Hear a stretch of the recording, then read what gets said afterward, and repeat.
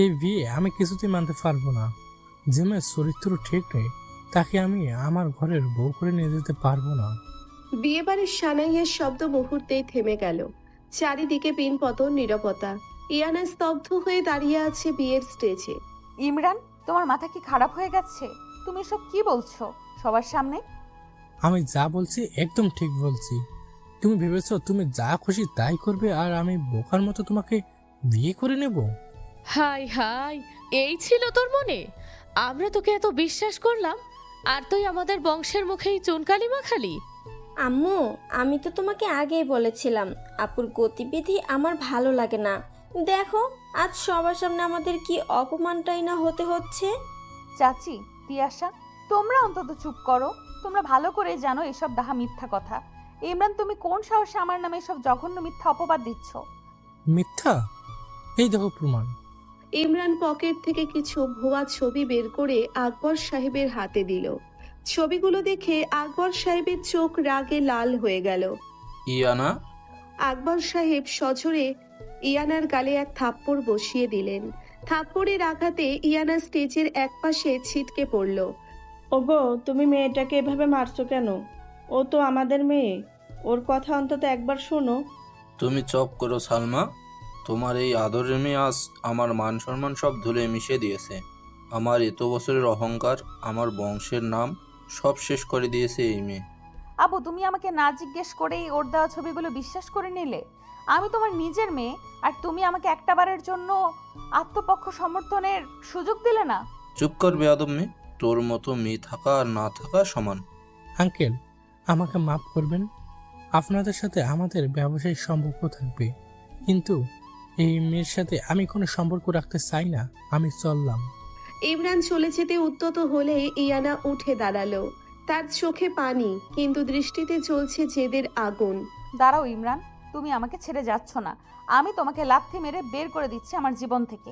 আর আব্বু, তুমি টাকার অহংকারে আর মিথ্যা সম্মানের মোহে নিজের মেয়েকে চিনতে পারলে না তো? ঠিক আছে, আজ আমি এমন কিছু করব যা তোমাদের এই ম্যাকি সম্মানকে মাটির সাথে মিশিয়ে দেবে। ইয়ানা রাগে কাঁপতে কাঁপতে স্টেজ থেকে নেমে এলো। সবার চোখ ইয়ানার দিকে। ইয়ানা সোজা গিয়ে দাঁড়ালো এক কোণায়। মাথা নিচু করে দাঁড়িয়ে থাকা 18 বছরের নিরীহ ছেলে নয়নের সামনে। নয়ন এই বাড়িতে আশ্রিত এক গরিব আত্মীয়, যে 5 মাস খাটে। নয়ন, এদিকে আয়। জি জি আপু। তুই আমাকে বিয়ে করবি?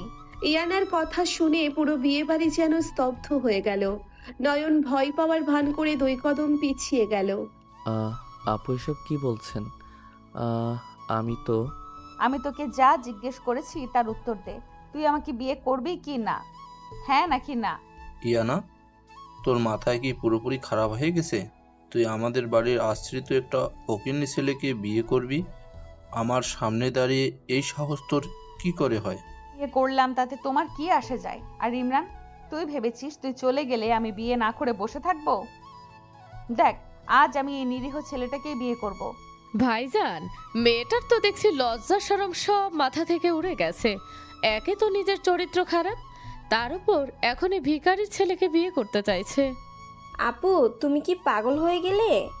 এই পিচ্চি ছেলে যে কিনা আমাদের বাড়িতে ড্রাইভারের সাথে থাকে, কাজের লোকের মতো হুকুম তামিল করে, তাকে তুমি বিয়ে করবে? তোমার স্ট্যাটাস কোথায় আর ওর কোথায়? তোদের স্ট্যাটাস তোদের কাছে রাখতি আসা। আমার এখন কারোর টাকার দরকার নেই। কাজী সাহেব কোথায়? জি মা, আমি এখানে। আপনি বিয়ে পড়ান, আমি এই নয়নকে বিয়ে করব। আপু, আঙ্কেল আমাকে মেরে ফেলবে। আমি আমি পারবো না। আমাকে মাফ করে দিন আপু। নয়ন কাঁপতে কাঁপতে ইয়ানার পা ধরতে গেলে ইয়ানা নয়নের হাত শক্ত করে ধরে ফেলে। তোকে কেউ কিছু করতে পারবে না, আমি আছি। তুই শুধু কবুল বলবি। কাজী সাহেব, শুরু করুন। কাজী সাহেব, আপনি যদি এই বিয়ে পড়ান তবে আমি আপনাকে পুলিশে দেব। আর ইয়ানা, তুমি যদি সত্যি এই ছোট লোকের বাচ্চাকে বিয়ে করিস, তাহলে মনে রাখিস এই বাড়ির দরজা তোর জন্য চিরকালের মতো বন্ধ হয়ে যাবে। ইয়ানা মা, জেদ করিস না, তোর আব্বুর কাছে ক্ষমা চেয়ে নে। আমি তোর আব্বুকে বোঝাচ্ছি। তুই এই ছেলেকে বিয়ে করে কোথায় যাবি মা? আম্মু, তুমি আমাকে বাধা দিও না। যে বাবা অন্যের কথায় নিজের মেয়ের গায়ে হাত তুলতে পারে, সেই বাবার বাড়িতে থাকার বিন্দুমাত্র ইচ্ছে আমার নেই। কাজী সাহেব, আপনি বিয়ে পড়াবেন নাকি আমি অন্য কাউকে ডাকবো? আকবর সাহেব রাগে গজগজ করতে করতে বললেন, পড়ান বিয়ে। আজ থেকে এই মেয়ে আমার জন্য মরে গেছে। কাজী সাহেব ভয়ে বিয়ে পড়াতে শুরু করলেন। নয়নবাবু, আপনি কি এই বিয়েতে রাজি আছেন? আঙ্কেল, আমি নয়ন, আমার দিকে তাকিয়ে বল কবুল। নয়ন ভয় পাওয়ার অভিনয় করে ঢোক গিলল, তারপর কাঁপা কাঁপা গলায় বলল। কবুল। পরপর 3 বার কবুল বলে বিয়ে সম্পন্ন হলো। ইয়ানার চোখে জেদের আগুন আর বুকে রাজ্যের কষ্ট। বিয়ে যখন হয়েই গেছে, এবার তুই এই ভিখারিটাকে নিয়ে আমার বাড়ি থেকে বেরিয়ে যা, আর কোনোদিন যেন এই বাড়িতে তোকে না দেখি। ভাইজান একদম ঠিক সিদ্ধান্ত নিয়েছেন। এমন মেয়েকে বাড়িতে রাখলে আমাদের তিয়াশার বিয়েতেও বাধা পড়বে। চাচি, তোমার ওই মিষ্টি কথার পেছনের বিষ আমি খুব ভালো করেই চিনি। তোমরা সবাই খুব ভালো থেকো নিজেদের এই টাকার অহংকার নিয়ে। নয়ন, চল আমার সাথে। আপু, মানে আমার তো এখানে। তুই কি কানে কম শুনিস? আমি তোর স্ত্রী এখন। আমাকে আপু ডাকবি না, চল বলছি। ইয়ানা নয়নের হাত শক্ত করে ধরে এক কাপড়ে সেই বাড়ি থেকে বেরিয়ে এলো। বাইরে তখন ঝুম বৃষ্টি শুরু হয়েছে। সালমা বেগম মেয়ের যাওয়ার দিকে তাকিয়ে হাউমাউ করে কাঁদতে লাগলেন। আমার মেয়েটাকে তোমরা এভাবে বের করে দিলে? ও তো কোনো দোষ করেনি। আর একটা কথা বললে তোমাকেও এই বাড়ি থেকে ঘাট ধাক্কা দিয়ে বের করে দেব। এদিকে ইয়ানা বৃষ্টির মধ্যে কাঁদতে কাঁদতে হাঁটছে। তার এত দিনের সাজানো স্বপ্ন, সম্মান, পরিবার সব এক নিমেষে শেষ হয়ে গেল। নয়ন ইয়ানার পাশ দিয়ে চুপচাপ হাঁটছে। আপনি আপনি বৃষ্টিতে ভিজছেন, আপনার জ্বর চলে আসবে। তুই চুপ করে হাঁটবি একদম। তোকে আমি বিয়ে করেছি, তার মানে এই নয় যে তুই আমার উপর অধিকার ফলাবি। তুই শুধু আমার একটা হাতিয়ার, ওদেরকে দেখানোর জন্য। জি, আমি তো এমনি বলছিলাম। বেশ কিছুক্ষণ হাঁটার পর তারা বস্তির মতো একটা জায়গায় এলো। পুরনো টিনের চালের একটা ভাঙাচোরা ঘর। নয়ন পকেট থেকে চাবি বের করে তালা খুলল। এইটা আমার বাড়ি, আমি এখানে একাই থাকি। বাড়িটা ছোট, আপনার হয়তো কষ্ট হবে। আমার কোনো কষ্ট হবে না, তুই দরজা খোল। ইয়ানা ভেতরে ঢুকে দেখলো একটা মাত্র ছোট ঘর, একটা ভাঙা খাট আর এক কোণায় রান্নার ছোট্ট একটা স্টোভ। ইয়ানা খাটের উপর বসে 2 হাতে মুখ ঢেকে ডুকরে কেঁদে উঠল। কেন এমন হলো আমার সাথে? আমি তো কারোর কোনো ক্ষতি করিনি। ইমরান কেন আমার সাথে এই বেইমানিটা করলো? আব্বু কেন আমাকে একবারও বিশ্বাস করলো না? ইয়ানার কান্নায় নয়নের বুকে যেন কেউ হাতুড়ি দিয়ে আঘাত করতে লাগলো। নয়ন ধীর পায়ে ইয়ানার কাছে গেল। আপনি কাঁদবেন না, আপনার কান্না দেখলে আমার কষ্ট হয়। তোর কেন কষ্ট হবে? তুই কে আমার? তুই তো একটা কাজের ছেলে, তুই আমাকে দয়া দেখাচ্ছিস? আমি দয়া দেখাচ্ছি না, আমি আপনার স্বামী। স্বামী? তুই আমার স্বামী? তুই নিজেকে আয়নায় দেখেছিস? তুই তো একটা বাচ্চা ছেলে। তোকে আমি বিয়ে করেছি শুধু জেদের বশে। এই বিয়ের কোনো মূল্য আমার কাছে নেই। তুই ফ্লোরে শুয়ে পড়, আমি খাটে ঘুমাবো। জি, আপনি খাটে ঘুমান, আমি নিচে ঘুমাচ্ছি। আপনার জন্য একটা শুকনো তোয়ালে দিচ্ছি, আপনি মাথাটা মুছে নিন, না হলে ঠান্ডা লেগে যাবে। নয়ন একটা পরিষ্কার তোয়ালে ইয়ানার দিকে এগিয়ে দিল। ইয়ানা তোয়ালেটা নিয়ে ছুঁড়ে ফেলে দিল। আমাকে তোর কোনো জিনিস শুতে বলবি না, দূরে গিয়ে শো। আচ্ছা, আমি দূরেই যাচ্ছি। নয়ন ফ্লোরে একটা পাটি বিছিয়ে শুয়ে পড়ল। ইয়ানা খাটে শুয়ে ফুপিয়ে ফুপিয়ে কাঁদতে লাগলো। নয়ন ফ্লোরে শুয়ে আর চোখে ইয়ানার দিকে তাকিয়ে আছে। তার সেই বোকা আর নিরীহ চোখের দৃষ্টি এবার একদম পাল্টে গেল। তুমি কাঁদছো ইয়ানা? তোমার এই প্রতিটা কান্নার ফোঁটার হিসাব আমি কড়াই গন্ডায় নেব। তুমি ভাবছো ইমরান তোমাকে ধোঁকা দিয়েছে? আসলে ইমরানকে দিয়ে এই কাজটা আমি করিয়েছি, কারণ ইমরান আর তোমার চাচি মিলে প্ল্যান করেছিল বিয়ের পর তোমাকে পাগল প্রমাণ করে তোমার বাবার সব সম্পত্তি হাতিয়ে নেওয়ার। আমি সেটা হতে দিতে পারতাম না।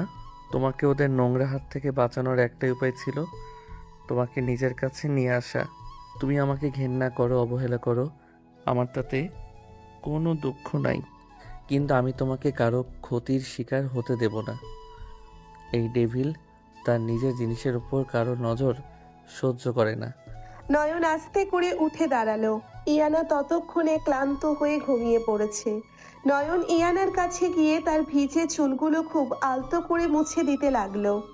ইয়ানা ঘুমের ঘোরেই বলে উঠল, আমাকে ছুবে না, দূরে যাও। আমি তো সারা জীবন তোমার কাছেই থাকতে চাই ইয়ানা। নয়ন ইয়ানার গায়ে একটা কাঁথা জড়িয়ে দিয়ে নিঃশব্দে ঘর থেকে বেরিয়ে গেল। বাইরে গিয়ে সে পকেট থেকে তার দামি স্মার্টফোনটা বের করলো, যেটা সে এতক্ষণ লুকিয়ে রেখেছিল। একটা নাম্বারে কল দিল সে। হ্যালো বস, কাজ কি সম্পূর্ণ হয়েছে? হ্যাঁ কবির, আমার পাখি এখন আমার খাঁচায় একদম নিরাপদে। কিন্তু বস, ইমরান তো অনেক বেশি উড়ে যাচ্ছে, ওকে কি এবার মাটিতে নামাবো? এখনই না, ওকে একটু আনন্দ করতে দে। ও ভাবছে ও জিতে গেছে। কাল সকালে ওকে প্রথম ধাক্কাটা দিবি। ওর ফ্যাক্টরির যে ডিলটা হওয়ার কথা ছিল সেটা ক্যান্সেল করে দে। আর হ্যাঁ, ওর সব ব্যাংক অ্যাকাউন্ট ফ্রিজ করে দে। ও যেন বুঝতে পারে যে ও কার জিনিসের দিকে হাত বাড়িয়েছিল। ওকে বস। আর আপনার শ্বশুরবাড়ির কি খবর? ওই রুবিনা আর তিয়াশাকে তো আমি রাস্তায় নামাবো, তবে আস্তে আস্তে। খেলা তো সবে শুরু হলো। এখন তুই রাখ, আমার ইয়ানার হয়তো কিছু লাগতে পারে।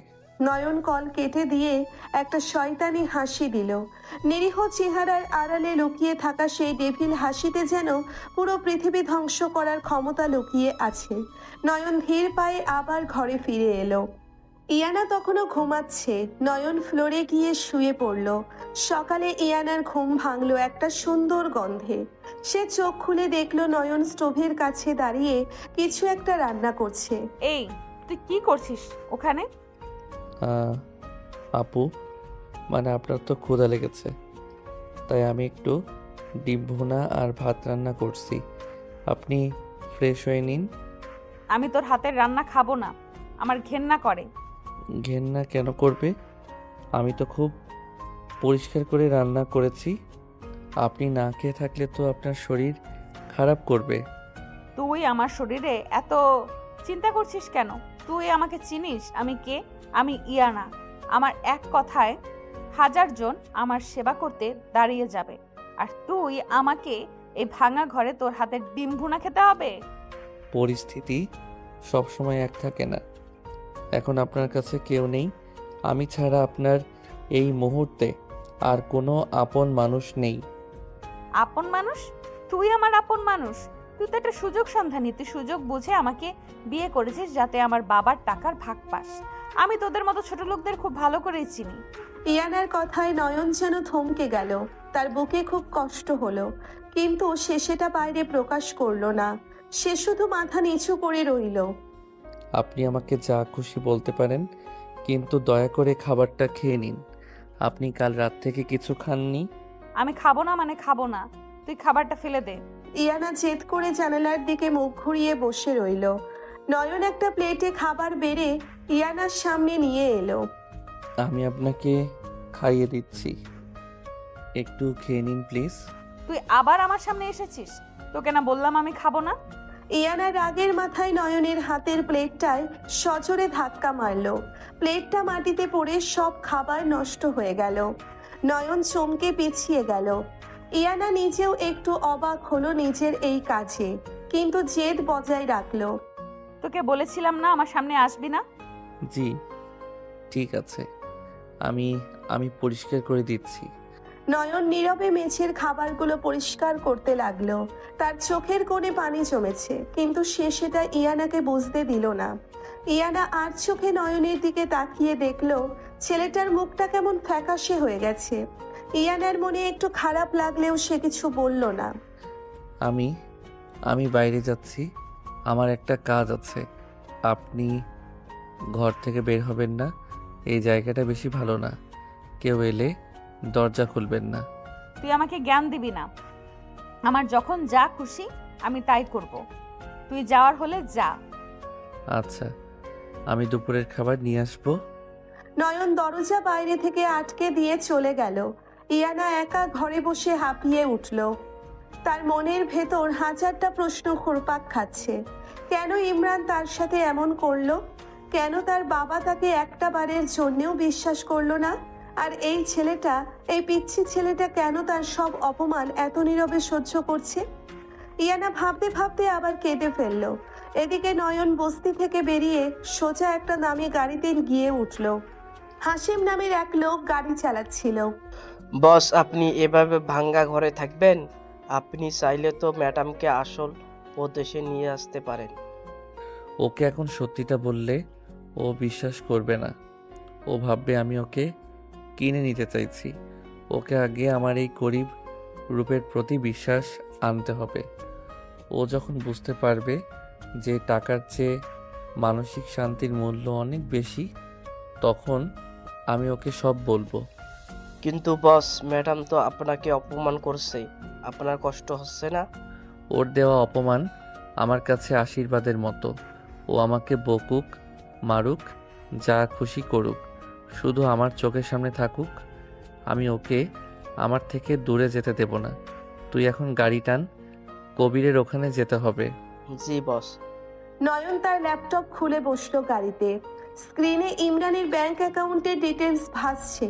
নয়ন একটা কিবোর্ড চাপতেই ইমরানের সব টাকা জিরো হয়ে গেল। নয়নের ঠোঁটে আবার সেই ভয়ঙ্কর ডেভিল হাসি ফুটে উঠল। ইমরান, তুই আমার ইয়ানাকে কাঁদিয়েছিস, এবার তোর কাদার পালা। আমি তোকে এমনভাবে শেষ করব যে তুই নিজের মৃত্যু ভিক্ষা চাইবি, কিন্তু পাবি না। দুপুর গড়িয়ে বিকেল হয়ে গেছে।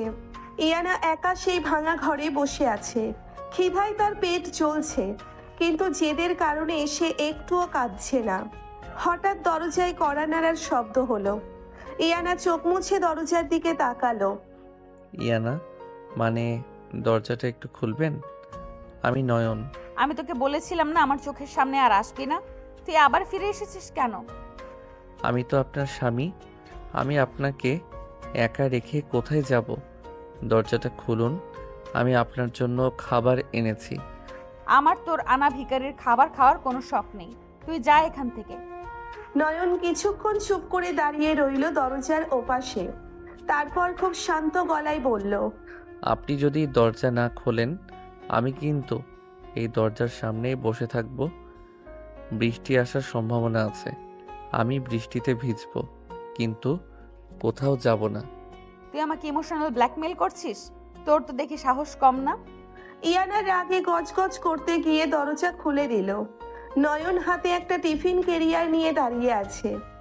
নয়নের চোখে মুখে একটা অদ্ভুত মায়া, যা ইয়ানাকে এক মুহূর্তের জন্য থমকে দিল, কিন্তু পরক্ষণেই সে নিজেকে সামলে নিল। ভেতরে আয়, আর শোন, আমাকে একদম বউয়ের মতো ট্রিট করার চেষ্টা করবি না। তুই আমার বাবার বাড়িতে যেমন আশ্রিত ছিলি, এখানেও তুই আমার কাজের ছেলেই থাকবি, বুঝেছিস? জি, বুঝেছি। আপনি বসুন, আমি খাবারটা বেড়ে দিচ্ছি। নয়ন খুব যত্ন করে একটা পরিষ্কার থালায় ভাত আর মুরগির মাংস বেড়ে ইয়ানার সামনে দিল। ইয়ানা খাবারটার দিকে তাকিয়ে একবার ঢোক গিলল। তার খুব খিদে পেয়েছে। এই খাবার তুই কোথা থেকে এনেছিস? চুরি করেছিস নাকি? না, মানে আমি তো একটা পার্ট টাইম জব করি, সেখান থেকে কিছু টাকা অ্যাডভান্স নিয়ে একটা ভালো হোটেল থেকে আপনার জন্য কিনে এনেছি। আপনি খেয়ে নিন। আর তুই তুই খেয়েছিস? জি, আমি খেয়েছি। আপনি আমার চিন্তা করবেন না। ইয়ানা আর কথা না বাড়িয়ে খেতে শুরু করলো। সত্যি বলতে খাবারটা তার কাছে অমৃতের মতো লাগছিল। নয়ন ফ্লোরে বসে এক দৃষ্টিতে ইয়ানার খাওয়া দেখছে। তার চোখের দৃষ্টিতে লুকিয়ে আছে এক গভীর সমুদ্রের মতো ভালোবাসা। ওই, তুই এইভাবে ড্যাব ড্যাব করে তাকিয়ে আছিস কেন? আমি কি চিড়িয়াখানার জন্তু নাকি? না, মানে আপনাকে খুব সুন্দর লাগছিল তো, তাই দেখছিলাম। শাট আপ, একদম এসব ফালতু কথা বলবি না। তোর বয়স কত? 18 আর আমার 26। তুই আমার ছোট ভাইয়ের বয়সের, আমাকে এইসব সস্তা লাইন মারার চেষ্টা করবি না। স্বামী তো বয়সে ছোট হতে পারে, তাই না? আর আমি আপনাকে সম্মান করি, আপনি আমার স্ত্রী। তোর মতো একটা পিচ্চি ছেলেকে আমি স্বামী মানবো? এই বিয়েটা জাস্ট একটা ডিল ছিল আমার বাবা আর ওই বেঈমান ইমরানকে দেখানোর জন্য। কাল থেকে আমি আমার কলেজে যাব। আমি লেকচারার, আমার নিজের একটা পরিচয় আছে। তোর ওই 2 টাকার রোজগারে আমার চলতে হবে না। আপনি যা ভালো বোঝেন তাই করবেন, আমি আপনাকে কখনো বাধা দেব না। পরের দিন সকাল ইয়ানা রেডি হয়ে তার কলেজের দিকে রওনা দিল। নয়ন দূর থেকে তাকে অনুসরণ করতে লাগলো, ঠিক একজন পাহারাদারের মতো। কলেজে ঢোকার মুখে ইয়ানার সহকর্মী আরমান এগিয়ে এলো। ইয়ানা, তুই কলেজে এসেছিস? আমি তো ভাবলাম কালকের ওই ইনসিডেন্টের পর তুমি হয়তো। আরমান, আমার পার্সোনাল লাইফের সাথে প্রফেশনাল লাইফকে আমি কখনো মেলাই না। আমি ঠিক আছি। ইয়ানা, আমি তোমায় অনেক আগে থেকে পছন্দ করি, তুমি জানো না সেটা? ইমরান যা করছে তা জঘন্য। আর তুমি রাগের মাথায় ওই বাচ্চা ছেলেটাকে কেন বিয়ে করতে গেলে? তুমি চাইলে এখনো আমাকে। আরমান, লিমিট ক্রস করো না। আমি বিবাহিত, আর আমার স্বামী বাচ্চা নাকি বুড়ো সেটা নিয়ে তোমার মাথা না ঘামালেও চলবে। আরমান ইয়ানার হাত ধরার চেষ্টা করলো। ইয়ানা হাতটা ঝটকা দিয়ে সরিয়ে নিল। একটু দূরে দাঁড়িয়ে নয়ন এই দৃশ্যটা দেখছিল। নয়নের চোখের মনি স্থির হয়ে গেল, চোয়াল শক্ত হয়ে উঠল। পকেট থেকে ফোন বের করে সে একটা মেসেজ টাইপ করলো। আরমান, তুই ইয়ানার গায়ে হাত দেওয়ার সাহস করলি? তোকে তো আমি কলেজের ত্রিসীমানায় আর দেখতে চাই না। নয়ন তার ডান হাত হাসিমকে মেসেজ দিল। ঠিক 5 মিনিট পর আরমানের ফোনে একটা কল এলো। হ্যালো, কি বলছেন আপনি? আমার সব রিসার্চ পেপার ক্যান্সেল হয়ে গেছে আর আমাকে ডিপার্টমেন্ট থেকে 1 মাসের জন্য সাসপেন্ড করা হয়েছে। কিন্তু কেন? Hello hello. আরমান মাথায় হাত দিয়ে বসে পড়ল। ইয়ানা অবাক হয়ে আরমানের দিকে তাকালো, কিন্তু কিছু না বলে ক্লাসের দিকে চলে গেল। নয়ন একটা তৃপ্তির হাসি হেসে কলেজের বাইরে এসে দাঁড়ালো। ঠিক তখনই একটা দামি গাড়ি এসে কলেজের গেটে থামলো। গাড়ি থেকে নামলো তিয়াশা আর তার প্রেমিক ফাহাদ। আরে ফাহাদ, দেখো দেখো, এই তো আপু সেই পিচ্ছি বরটা দাঁড়িয়ে আছে।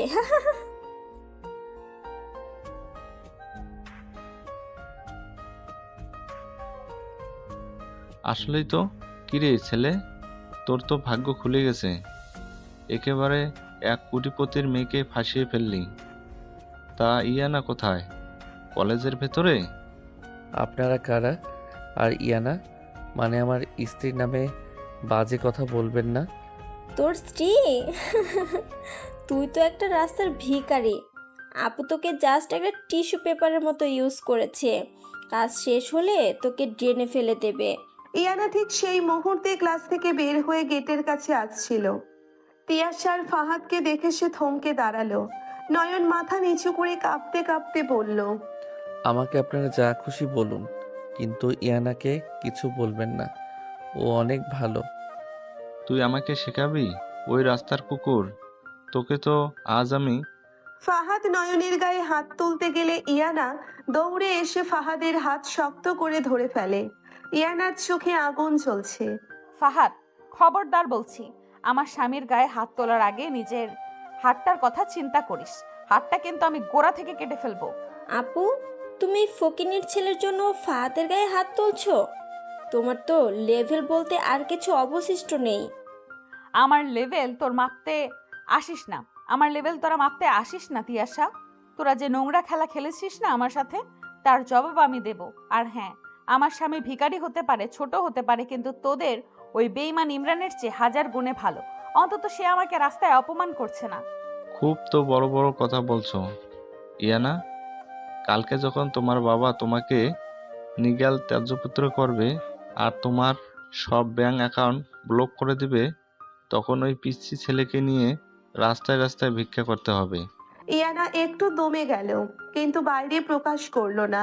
নয়ন চুপচাপ সব দেখছিল। ফাহাদ আর তিয়াশা হাসতে হাসতে চলে যাওয়ার জন্য গাড়িতে উঠতে যাবে, ঠিক তখনই ফাহাদের ফোনে একটা কল এলো। হ্যালো, কি বলছিস?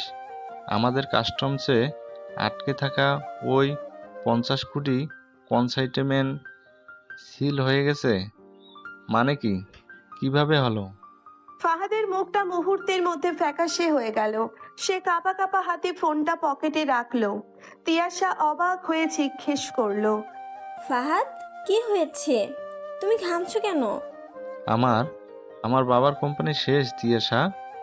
আমাদের সব কনসাইনমেন্ট সিজ হয়ে গেছে। কে বা কারা আমাদের বিরুদ্ধে পুলিশের সব গোপন ডকুমেন্ট লিঙ্ক করে দিয়েছে। ফাহাদ আর তিয়াশা হন্তদন্ত হয়ে গাড়ি নিয়ে ছুটে চলে গেল। ইয়ানা অবাক হয়ে তাকিয়ে আছে।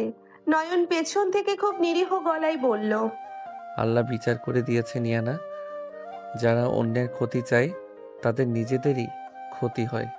তুই চুপ কর, এত ফিলোসফি ছাড়তে হবে না, বাড়ি চল, আমার মাথা ধরেছে প্রচন্ড। দুজনে বস্তির সেই ভাঙা ঘরে ফিরে এলো। ইয়ানা এসেই বিছানায় এলিয়ে পড়ল। তার খুব ক্লান্তি লাগছে। হঠাৎ দরজায় কড়া নাড়ল কেউ। নয়ন গিয়ে দরজা খুলতেই দেখলো তার ভার্সিটির বন্ধু জেরিন দাঁড়িয়ে আছে। জেরিনের হাতে একটা টিফিন বক্স আর কিছু বই। নয়ন, তুই ভার্সিটিতে যাসনি কেন আজ? আমি তোর জন্য এই নোটসগুলো আর খাবার নিয়ে এলাম। জেরিন, তুই এখানে কেন এসেছিস? এই জায়গাটা তো ভালো না। কেন আসতে পারি না? তুই আমার বেস্ট ফ্রেন্ড না? আর আমি তোকে ছাড়া ক্লাসে বোর হচ্ছিলাম। জেরিন কথাগুলো বলতে বলতে নয়নের কাঁধে হাত রাখলো। ইয়ানা বিছানা থেকে উঠে বসলো। তার বুকের ভেতরটা হঠাৎ করেই ধক করে উঠলো। একটা তীব্র ঈর্ষা, একটা অজানা রাগ তার মাথা চড়ে বসলো। সে গদগদ করে হেঁটে দরজার কাছে গেল। এক্সকিউজ মি, আপনি কে? আর ওর গায়ে হাত দিয়ে কথা বলছেন কেন? আপনি কে? আমি তো নয়নের ফ্রেন্ড। আমি কে সেটা ওর মুখ থেকেই শুনুন। নয়ন বল ওকে আমি কে। জেরিন, ইনি ইয়ানা, আমার স্ত্রী। হোয়াট? স্ত্রী? তুই বিয়ে করেছিস? আর এ আন্টিকে? তুই তো একটা বাচ্চা ছেলে নয়ন। আন্টির শব্দটা শুনে ইয়ানার মাথায় রক্ত উঠে গেল। সে জেরিনের হাত থেকে টিফিন বক্সটা কেড়ে নিয়ে সোজা বাইরে ছুঁড়ে ফেলে দিল। Just shut up you stupid girl. আমি আন্টি নাকি ওর দিদিমা সেটা তোর দেখার বিষয় না। ও আমার স্বামী, ওর ভালো মন্দ ওর পড়াশোনা সব আমি দেখব। তোর কোনো দরকার নেই ওর খোঁজ নেওয়ার। আর নেক্সট টাইম যদি ওকে তুই টাচ করেছিস আমি তোর হাত ভেঙে দেব। Get lost. তুই তো একটা সাইকো মহিলা। নয়ন, তুই কিভাবে থাকিস এর সাথে? আমি যাচ্ছি। জেরিন রাগে গজগজ করতে করতে চলে গেল। ইয়ানা জোরে দরজাটা বন্ধ করে দিয়ে হাঁপাতে লাগলো। তার বুকটা দ্রুত ওঠানামা করছে। নয়ন অবাক হওয়ার ভান করে ইয়ানার দিকে তাকিয়ে আছে, কিন্তু তার বুকের ভেতর খুশির বন্যা বয়ে যাচ্ছে। আপনি আপনি ওভাবে ওকে অপমান করে তাড়িয়ে দিলেন কেন? ও তো আমার শুধু বন্ধুই ছিল। বন্ধু? তোর ওই বন্ধুকে আমি খুব ভালো করেই চিনি। আর তুই তুই খুব মজা পাচ্ছিলি না ওর ওই ন্যাকামো দেখে? আমি তো কিছু বলিনি, আপনি শুধু শুধুই রাগ করছেন। আমি রাগ করব না তো কে করবে? তুই আমার লিগ্যাল হাজবেন্ড। আমার স্বামী হয়ে তুই অন্য মেয়ের সাথে গদগদ হয়ে কথা বলবি আর আমি সেটা দাঁড়িয়ে দাঁড়িয়ে দেখব? কিন্তু আপনি তো আজ সকালে বললেন এই বিয়েটা জাস্ট একটা ডিল। আপনি আমাকে স্বামী মানেন না, তাহলে এখন আমার উপর এত অধিকার ফলাচ্ছেন কেন? নয়নের কথায় ইয়ানা থমকে গেল। সত্যিই তো, সে কেন এত রিয়াক্ট করছে? এই পিচ্ছি ছেলেটার উপর তার কিসের এত অধিকার বোধ? ইয়ানা কোনো উত্তর না খেয়ে খপ করে নয়নের কলার চেপে ধরলো। আমি যা খুশি তাই করব। আমি তোর উপর অধিকার ফলাবো, তোকে বকবো, তোকে মারবো, কিন্তু তুই অন্য কোনো মেয়ের দিকে চোখ তুলেও তাকাতে পারবি না, মনে থাকে যেন। ইয়ানা নয়নকে ছেড়ে দিয়ে খাটে গিয়ে বসে পড়ল। নয়ন একটা মুচকি হাসি দিয়ে মাথা নিচু করে ফেলল। তার প্ল্যানটা নিখুঁতভাবে কাজ করছে। ইয়ানার মনের ভেতর সে নিজের জন্য একটা জায়গা তৈরি করতে পারছে। আচ্ছা, আমি আর কারোর সাথে কথা বলবো না। আপনি শান্ত হন, আমি আপনার জন্য এক কাপ কফি বানিয়ে আনছি। রাত বাড়তে লাগলো। হঠাৎ করেই বাইরে প্রচন্ড ঝড় আর বৃষ্টি শুরু হলো। টিনের চাল দিয়ে ঝমঝম করে শব্দ হচ্ছে। ইয়ানা ভয়ে কান চেপে খাটের এক কোণায় জড়সড় হয়ে বসে আছে। হঠাৎ করে কারেন্ট চলে গেল। ঘুটঘুটে অন্ধকার পুরো ঘর। ইয়ানা একটা ছোট চিৎকার দিয়ে উঠল। নয়ন, নয়ন তুই কোথায়? আমি এখানে ইয়ানা, ভয় পাবেন না, আমি মোমবাতি জ্বালাচ্ছি। নয়ন একটা মোমবাতি জ্বালালো। মোমের আলোয় ইয়ানা দেখলো চালের একটা ফুটো দিয়ে ঠিক ইয়ানার খাটের ওপর বৃষ্টির পানি পড়ছে। ইয়ানা গুটিয়ে একপাশে সরে গেল। নয়ন সেটা খেয়াল করলো। ওই জায়গাটা ভিজে যাচ্ছে, আপনি এই পাশে আসুন। তুই কোথায় ঘুমাবি? নিচে তো পুরোটাই পানিতে ভেসে যাচ্ছে। আমি দাঁড়িয়ে থাকবো, সমস্যা নেই, আপনি ঘুমান। নয়ন একটা প্লাস্টিকের বস্তা নিয়ে সেই ফুটোটার নিচে দাঁড়িয়ে রইল, যাতে পানিটা খাটের উপর না পড়ে। বৃষ্টির ছাটে নয়নের পুরো শরীর ভিজে যাচ্ছে, সে শীতে কাঁপছে। ইয়ানা মোমের আলোয় দেখছে একটা 18 বছরের ছেলে তার জন্য কতটা স্যাক্রিফাইস করছে। ইয়ানার বুকের ভেতরটা মোচড় দিয়ে উঠল। তুই তুই ওটা রেখে দে, তুই ভিজে যাচ্ছিস তো, তোর ঠান্ডা লাগবে। আমার কিছু হবে না ইয়ানা, আপনি আরামে ঘুমান। আপনার যেন এক ফোঁটা পানিও গায়ে না লাগে, সেই দায়িত্ব আমার। তুই কেন করছিস আমার জন্য এত কিছু? আমি তোকে কত অপমান করেছি, কত বাজে কথা বলেছি, তাও তুই কেন আমাকে এত কেয়ার করিস? নয়ন প্লাস্টিকটা ধরে রেখেই ইয়ানার চোখের দিকে তাকালো। তার সেই শান্ত চোখের ভেতর এক অদ্ভুত মায়া। কারণ পৃথিবীতে আমার আপন বলতে আর কেউ নেই ইয়ানা। আপনি আমাকে জোর করে বিয়ে করলেও আমি আপনাকে মন থেকে আমার স্ত্রী মেনে নিয়েছি। আর নিজের স্ত্রীকে আগলে রাখার জন্য আমি নিজের জীবনও দিতে পারি। ইয়ানার চোখ দিয়ে টপ টপ করে পানি পড়তে লাগলো। সে জীবনে কখনো এত নিঃস্বার্থ ভালোবাসা কারো কাছে পায়নি। বাবা, মা, ইমরান সবাই তাকে শুধু টাকার পাল্লায় মেপেছে, আর এই ভিখারি ছেলেটা তার জন্য নিজের শরীর ভিজিয়ে তাকে পাহারা দিচ্ছে। ইয়ানার ভেতরের পাথরটা যেন আস্তে আস্তে গলতে শুরু করলো। নয়ন, তুই পাগল, আস্ত একটা পাগল। ইয়ানা আর কিছু বলতে পারলো না, শুধু ডুকরে কেঁদে উঠল। নয়ন নীরবে দাঁড়িয়ে রইল, আর ডেভিল রূপ আজ সম্পূর্ণ হার মেনেছে এই নিরীহ ভালোবাসার কাছে। সে মনে মনে শপথ নিল ইয়ানার এই চোখের পানির বদলা সে রুবিনা আর ইমরানের রক্তের বিনিময়ে নেবে। তুমি শুধু দেখতে থাকো ইয়ানা, কাল সকালের সূর্য তোমার শত্রুদের জন্য এক ভয়ঙ্কর অন্ধকার নিয়ে উঠবে। এই ডেভিল তার ভালোবাসার মানুষের অপমানের প্রতিশোধ কিভাবে নেয় সেটা পুরো শহর দেখবে। সারা রাত নয়ন ভিজে ভিজে ইয়ানাকে বৃষ্টি থেকে বাঁচালো। ভোরের দিকে বৃষ্টি থামলে নয়ন ফ্লোরেই বসে পড়ল। তার শরীর জ্বরে পড়ে যাচ্ছে। ইয়ানা ঘুম থেকে উঠে দেখলো নয়ন ফ্লোরে অচেতন হয়ে পড়ে আছে। নয়ন, নয়ন, কি হয়েছে তোর? ইয়ানা দৌড়ে গিয়ে নয়নের গায়ে হাত দিতেই চমকে উঠল। নয়নের গা জ্বরে একেবারে পুড়ে যাচ্ছে। ইয়ানার বুকের ভেতর একটা তীব্র ভয় কাজ করতে লাগলো। সে নয়নের মাথাটা নিজের কোলে তুলে নিল। আল্লাহ, এত জ্বর! নয়ন, চোখ খোল প্লিজ, আমি ডাক্তার ডাকছি। ইয়ানার চোখের পানি নয়নের কপালের ওপর গড়িয়ে পড়ল।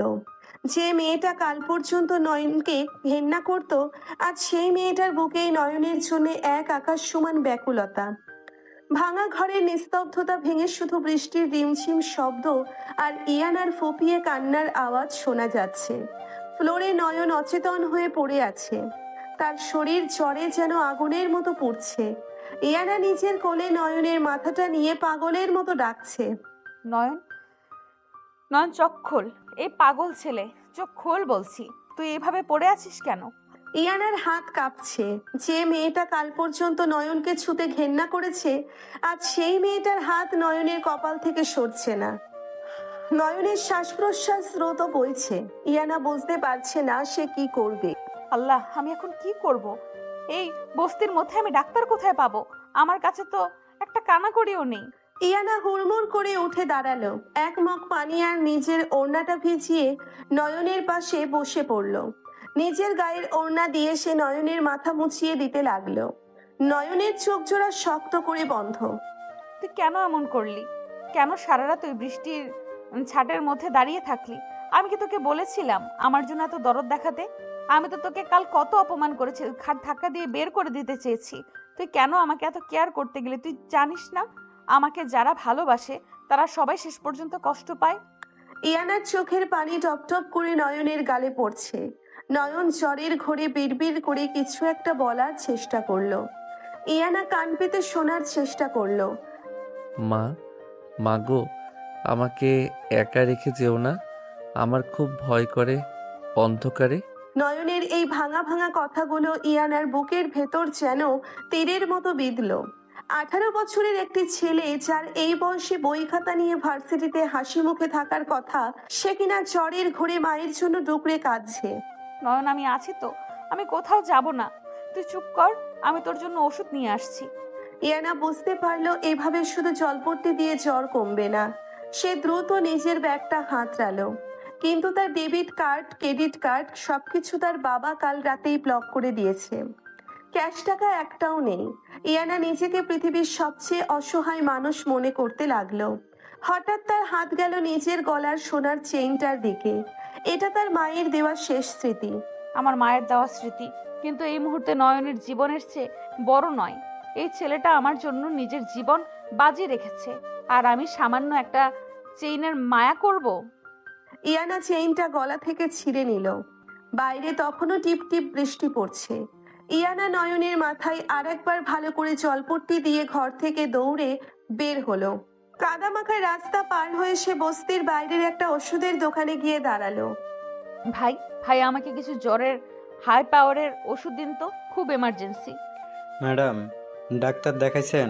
প্রেসক্রিপশন ছাড়া তো ওষুধ দেওয়া যাবে না। আর আপনি তো এই এলাকার না মনে হয়। আমার স্বামীর প্রচণ্ড জ্বর, সে অজ্ঞান হয়ে আছে। প্লিজ ভাইয়া, আপনি আমাকে কয়েকটা ভালো ওষুধ দিন, আমি আপনাকে অনেক টাকা দেব। টাকা তো দেবেন, কিন্তু প্রেসক্রিপশন? বললাম তো আমার স্বামী মরে যাচ্ছে, আপনি কি বাংলা কথা বোঝেন না? আমার কাছে এখন টাকা নেই। এই সোনার চেনটা রাখুন, এর দাম 50,000 টাকার উপরে, আপনি ওষুধ দিন। দোকানদার অবাক হয়ে ইয়ানার দিকে তাকালো। এত দামি পোশাক পরে একটা মেয়ে কাদায় মাখামাখি হয়ে একটা সস্তা ওষুধের দোকানে সোনার চেইন বন্ধক রাখছে। ম্যাডাম শান্ত হন, আমি ওষুধ দিচ্ছি, কিন্তু এত দামি জিনিস আমি রাখতে পারবো না। আপনি ওষুধ নিয়ে যান, পরে টাকা দিয়ে যান। না, আমি কারোর দয়া নেইনি, আপনি এটা রাখুন। আমি ইনায়া, মানে আমি কারোর কাছে হাত পাতি না। ইয়ানা জেদ করে চেইনটা কাউন্টারে ফেলে ওষুধ নিয়ে দৌড়ে বাড়ির দিকে ছুটলো। তার নিজেরও যে বৃষ্টিতে ভিজে শীত করছে, সেদিকে তার কোনো ভ্রুক্ষেপ নেই। ঘরে ফিরে সে দেখলো নয়ন ফ্লোরেই কুকুরে শুয়ে কাঁপছে। নয়ন, আমি এসে গেছি, এই দেখ ওষুধ এনেছি, তুই একটু উঠে বস। ইয়ানা অনেক কষ্টে নয়নকে টেনে তুলে খাটের সাথে হেলান দিয়ে বসালো। এক গ্লাস পানি নিয়ে নয়নের মুখের কাছে ধরলো। ইয়ানা, আপনি ভিজে গেছেন, আপনার ঠান্ডা লাগবে তো। তুই একদম কথা বলবি না, মুখ খোল, ওষুধটা খা চুপচাপ। ইয়ানা নিজের হাতে নয়নকে ওষুধ খাইয়ে দিল। তারপর গায়ের সব জোর দিয়ে নয়নকে টেনে খাটের ওপর শুইয়ে দিল। নয়নের ভেজা শার্টটা খুলে দিয়ে নিজের একটা শুকনো চাদর দিয়ে তাকে ভালোভাবে ঢেকে দিল।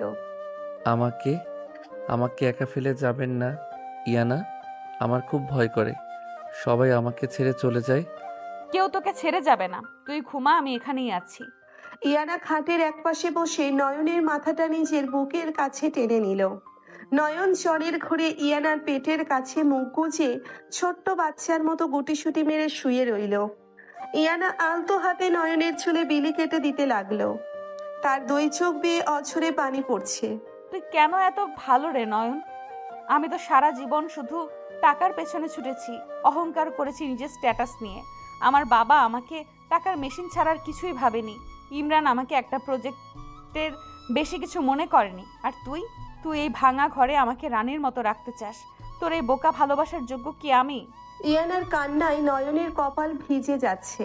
নয়ন জ্বরের ঘোরেই ইয়ানার একটা হাত শক্ত করে চেপে ধরলো, যেন কোনো মতে সে ইয়ানাকে হারাতে চায় না। আমি আমি আপনাকে অনেক ভালোবাসি ইয়ানা, অনেক আগে থেকে। তুই কি বলছিস এইসব? তুই তো আমাকে চিনিসই না। চিনি, আমি আপনাকে রোজ দেখতাম কলেজের বারান্দায়। আপনি যখন রেগে থাকতেন আপনার নাকটা লাল হয়ে যেত, খুব সুন্দর লাগতো। জ্বরের ঘোরে নয়নের এই অসংলগ্ন কথাগুলো ইয়ানার বুকের ভেতরে একটা অদ্ভুত ঝড় তুলে দিল। এই ছেলেটা তাকে আগে থেকেই ভালোবাসে, কিন্তু ও তো কখনোই কিছু বলেনি। ইয়ানা নয়নকে আরো শক্ত করে জড়িয়ে ধরলো। তুই একটা পাগল, আস্ত একটা পাগল। আমি তোর মতো একটা বাচ্চাকে কি করে ভালোবাসবো বলতো? তুই তো কিছুই বুঝিস না। দেখতে দেখতে বিকেল গড়িয়ে সন্ধ্যা হয়ে এলো। ওষুধের প্রভাবে নয়নের জ্বর আস্তে আস্তে কমতে শুরু করেছে। নয়ন যখন চোখ খুলল তখন দেখলো ঘর অন্ধকার, আর সে ইয়ানার বুকের উপর মাথা রেখে শুয়ে আছে। ইয়ানার দুই হাত তাকে পরম মমতায় জড়িয়ে রেখেছে। ইয়ানা ক্লান্ত হয়ে ঘুমিয়ে পড়েছে। ইয়ানা, তুমি আমাকে এত যত্নে জড়িয়ে রেখেছো। আমি তো ভেবেছিলাম তুমি আমাকে ঘেন্না করো। তোমার এই মায়া মাখা মুখের জন্য আমি পুরো পৃথিবী জ্বালিয়ে দিতে পারি। তুমি আমার, শুধু আমার। নয়নের চোখের দৃষ্টিতে আবার সেই ডেভিল রূপ ফিরে এলো। সে খুব সাবধানে ইয়ানাকে বিছানায় শুইয়ে দিয়ে নিজে উঠে দাঁড়ালো। তার শরীর এখনো দুর্বল, কিন্তু চোখের আগুনটা ভয়ঙ্কর।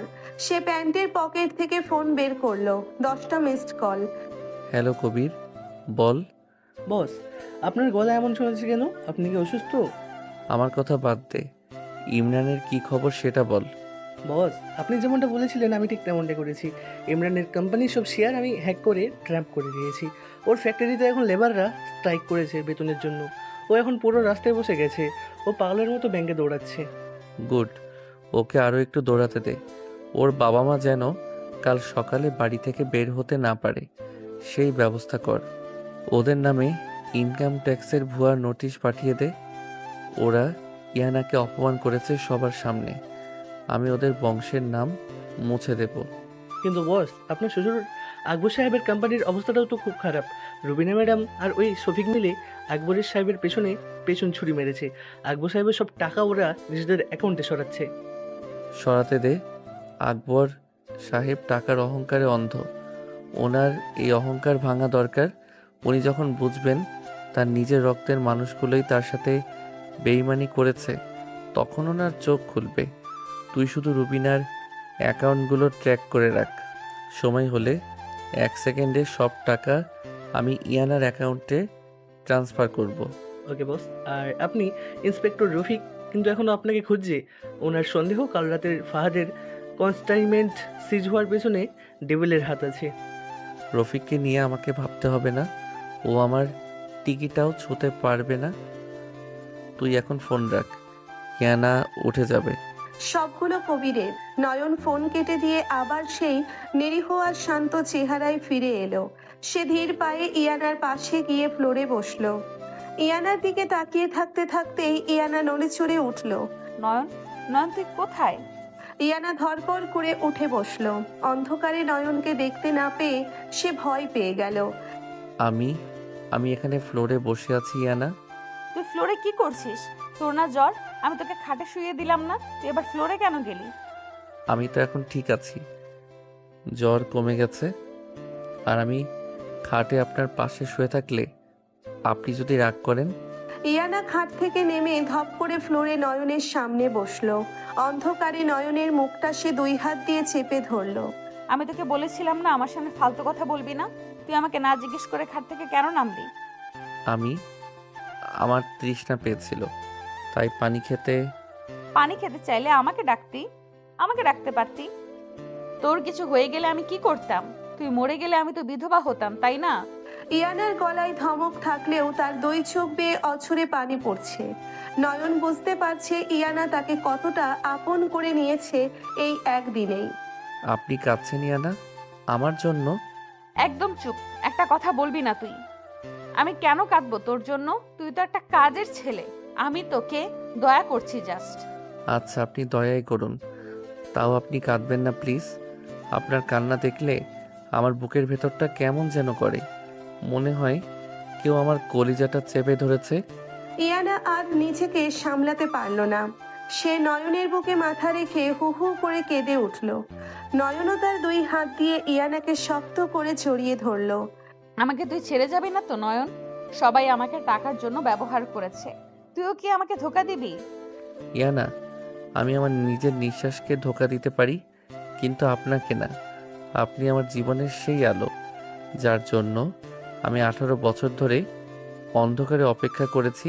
ইয়ানা চোখ তুলে নয়নের দিকে তাকালো। এই ছেলেটার কথাগুলো এত পরিণত, এত গভীর কেন? সে কি সত্যিই 18 বছরের একটি বাচ্চা ছেলে, নাকি তার আড়ালে অন্য কিছু লুকিয়ে আছে? তুই কথাগুলো এত সুন্দর করে গুছিয়ে কিভাবে বলিস? তুই তো ক্লাস 12 পাস করে মাত্র ভার্সিটিতে উঠলি। মানে আমি তো অনেক গল্পের বই পড়ি, সেখান থেকেই হয়তো। আচ্ছা ঠিক আছে, আর বকবক করতে হবে না, ওঠ খাট থেকে। আমি তো ফ্লোরেই আছি। উফ, তুই এত গাধা কেন? আমি বললাম ফ্লোর থেকে উঠে খাটে বস। তুই এখনো পুরোপুরি সুস্থ হোসনি। নয়ন বাধ্য ছেলের মতো উঠে খাটে বসলো। ইয়ানা একটা মোমবাতি জ্বালিয়ে আবার রান্নাঘরের দিকে গেল। আপনি কি করছেন ওখানে? তোর জন্য স্যুপ বানাচ্ছি, চুপচাপ বসে থাক। আপনি স্যুপ বানাতে পারেন? আমি ইনায়া, আমি সব পারি, তুই শুধু দেখে যা। ইয়ানা অনেকক্ষণ ধরে খুটখাট করে একটা বাটিতে স্যুপ নিয়ে এলো। স্যুপটা দেখতে খুব একটা ভালো হয়নি, আর গন্ধে মনে হচ্ছে লবণ একটু বেশি পড়েছে। ইয়ানা চামচ দিয়ে স্যুপটা নয়নের মুখের সামনে ধরলো। খা এটা। কষ্ট করে বানালেন, আপনি আগে একটু খেয়ে দেখুন না কেমন হয়েছে। আমি কেন খাবো? তুই অসুস্থ, তুই খাবি, মুখ খোল। নয়ন বাধ্য হয়ে এক চামচ মুখে দিল। নোনতা আর আধা সেদ্ধ স্যুপের সাথে তার মুখটা বিকৃত হয়ে গেল, কিন্তু ইয়ানার মুখের দিকে তাকিয়ে সে সেটা গিলল। কেমন হয়েছে? আমি তো ফার্স্ট টাইম বানালাম। ও অনেক মজা হয়েছে ইয়ানা, পৃথিবীর সেরা স্যুপ। সত্যি? দে তো, আমি একটু খেয়ে দেখি। ইয়ানা নিজের হাতে এক চামচ মুখে দিতেই ওয়াক করে ফেলে দিল। ছি, এটা কি জঘন্য হয়েছে? তুই এটা মজা করে খাচ্ছিস কিভাবে? তুই কি পাগল? আপনার নিজের হাতে বানানো জিনিস, আমার কাছে এটা অমৃতের চেয়েও দামি। আমি পুরোটা খেয়ে নেব। নয়ন ইয়ানার হাত থেকে বাটিটা নিয়ে জোর করে পুরো স্যুপটা খেয়ে নিল। ইয়ানা অবাক হয়ে তাকিয়ে রইল। কেউ তাকে এত ভালোবাসতে পারে, এটা তার ভাবনারও বাইরে ছিল। তুই সত্যি একটা পাগল নয়ন। রাত গভীর হলো, বাইরে বৃষ্টি থেমে গেছে। নয়ন খাটের একপাশে শুয়ে আছে, আর ইয়ানা তার বুকের কাছে মাথা রেখে ঘুমিয়ে পড়েছে। ইয়ানার একটা হাত নয়নের শার্ট শক্ত করে ধরে আছে। নয়ন সিলিং এর দিকে তাকিয়ে আছে, তার চোখে ঘুম নেই। ইয়ানা, তুমি এখন আমার বুকে মাথা রেখে শান্তিতে ঘুমাচ্ছ, কিন্তু কাল যখন রুবিনা আর ইমরান মিলে তোমার মনে বিষ ঢালবে, তখন কি তুমি আমাকে এইভাবে বিশ্বাস করবে? আমি জানি ওরা কাল বড় একটা চাল চালবে আমাকে তোমার চোখ থেকে নামানোর জন্য। ওরা তোমাকে বোঝাবে যে আমি ওদেরই লোক।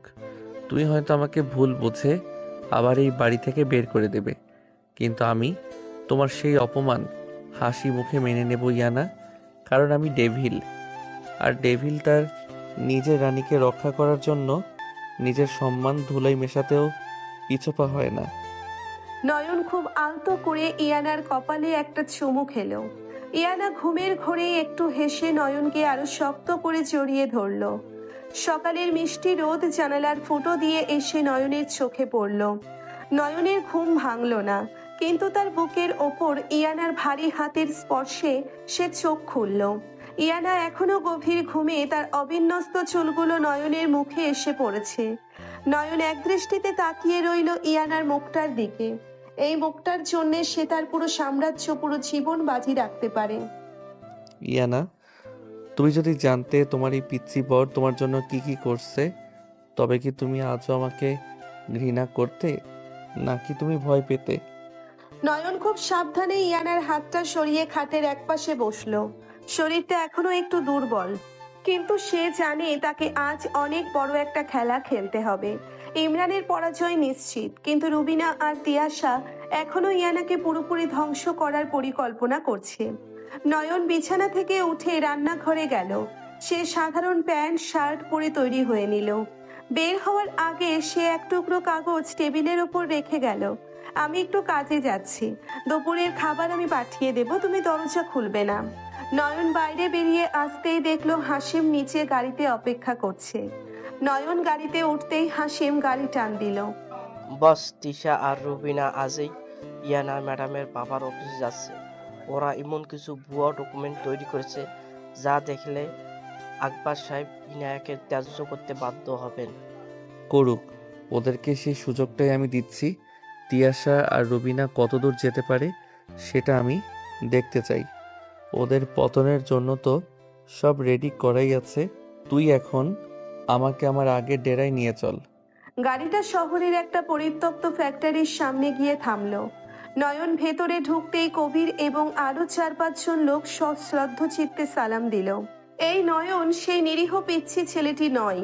এই নয়ন আন্ডারওয়ার্ল্ডের সেই ডেভিল, যার নাম শুনলে বাঘা বাঘা মাফিয়ারাও কাঁপে। কবির, রুবিনার ওই ভুয়া ডকুমেন্টগুলোর আসল কপিটা কি তোর কাছে আছে? জি বস, ওরা সেগুলো নিয়ে আকবর সাহেবের কাছে যাচ্ছে, সেগুলো সম্পূর্ণ নকল, আর আসলগুলো আমি সিক্রেট ভোল্টে রেখেছি। গুড। এখন শোন, আকবর সাহেবের অফিসে আজ একটা মিটিং আছে। ওই মিটিংয়ে ওরা যাবে। তুই ডুপ্লিকেট কপিগুলো ওদের ল্যাপটপে আপলোড করে দে, কিন্তু ফাইলগুলো এমনভাবে কোড করবি যাতে মিটিং চলাকালীন সময় সেগুলো ওপেন না হয়। যখন আকবর সাহেব সব শেয়ার হোল্ডারদের সামনে কাগজগুলো প্রেজেন্ট করতে যাবেন, ঠিক তখনই ফাইলগুলো যেন ওপেন হয়, কিন্তু তার ভেতর রুবিনা আর তিয়াশার যাবতীয় কুকীর্তির প্রমাণ যেন দেখা যায়। বস, আপনি কি ওদেরকে নিজেদের ফাঁদে নিজে ফেলতে চাইছেন? ঠিক তাই, ওদেরকে মাটিতে নামানোর এটাই সেরা সময়। আর শোন, ইয়ানা আমার ব্যাপারে কোনো সন্দেহ যেন না পায়। ও যেন ভাবে যে সবটা কোনো দৈব ঘটনা। নয়ন আবার সেই নিরীহ বেশে ফিরে এলো। তার চুলে একটু জেল লাগানো, পোশাকটা একটু ঢিলেঢালা করলো, ফিরে এলো সেই ভাঙা ঘরে। ইয়ানা ততক্ষণে ঘুম থেকে উঠে গেছে। নয়নকে দেখে সে চিৎকার করে উঠল। তুই কোথায় গিয়েছিলি? আমি ঘুম থেকে উঠে তোকে না দেখে ভয় পেয়ে গেছিলাম। আমি তো আপনার জন্য ওষুধ আনতে গিয়েছিলাম। দেখুন তো আপনার শরীরটা কেমন লাগছে।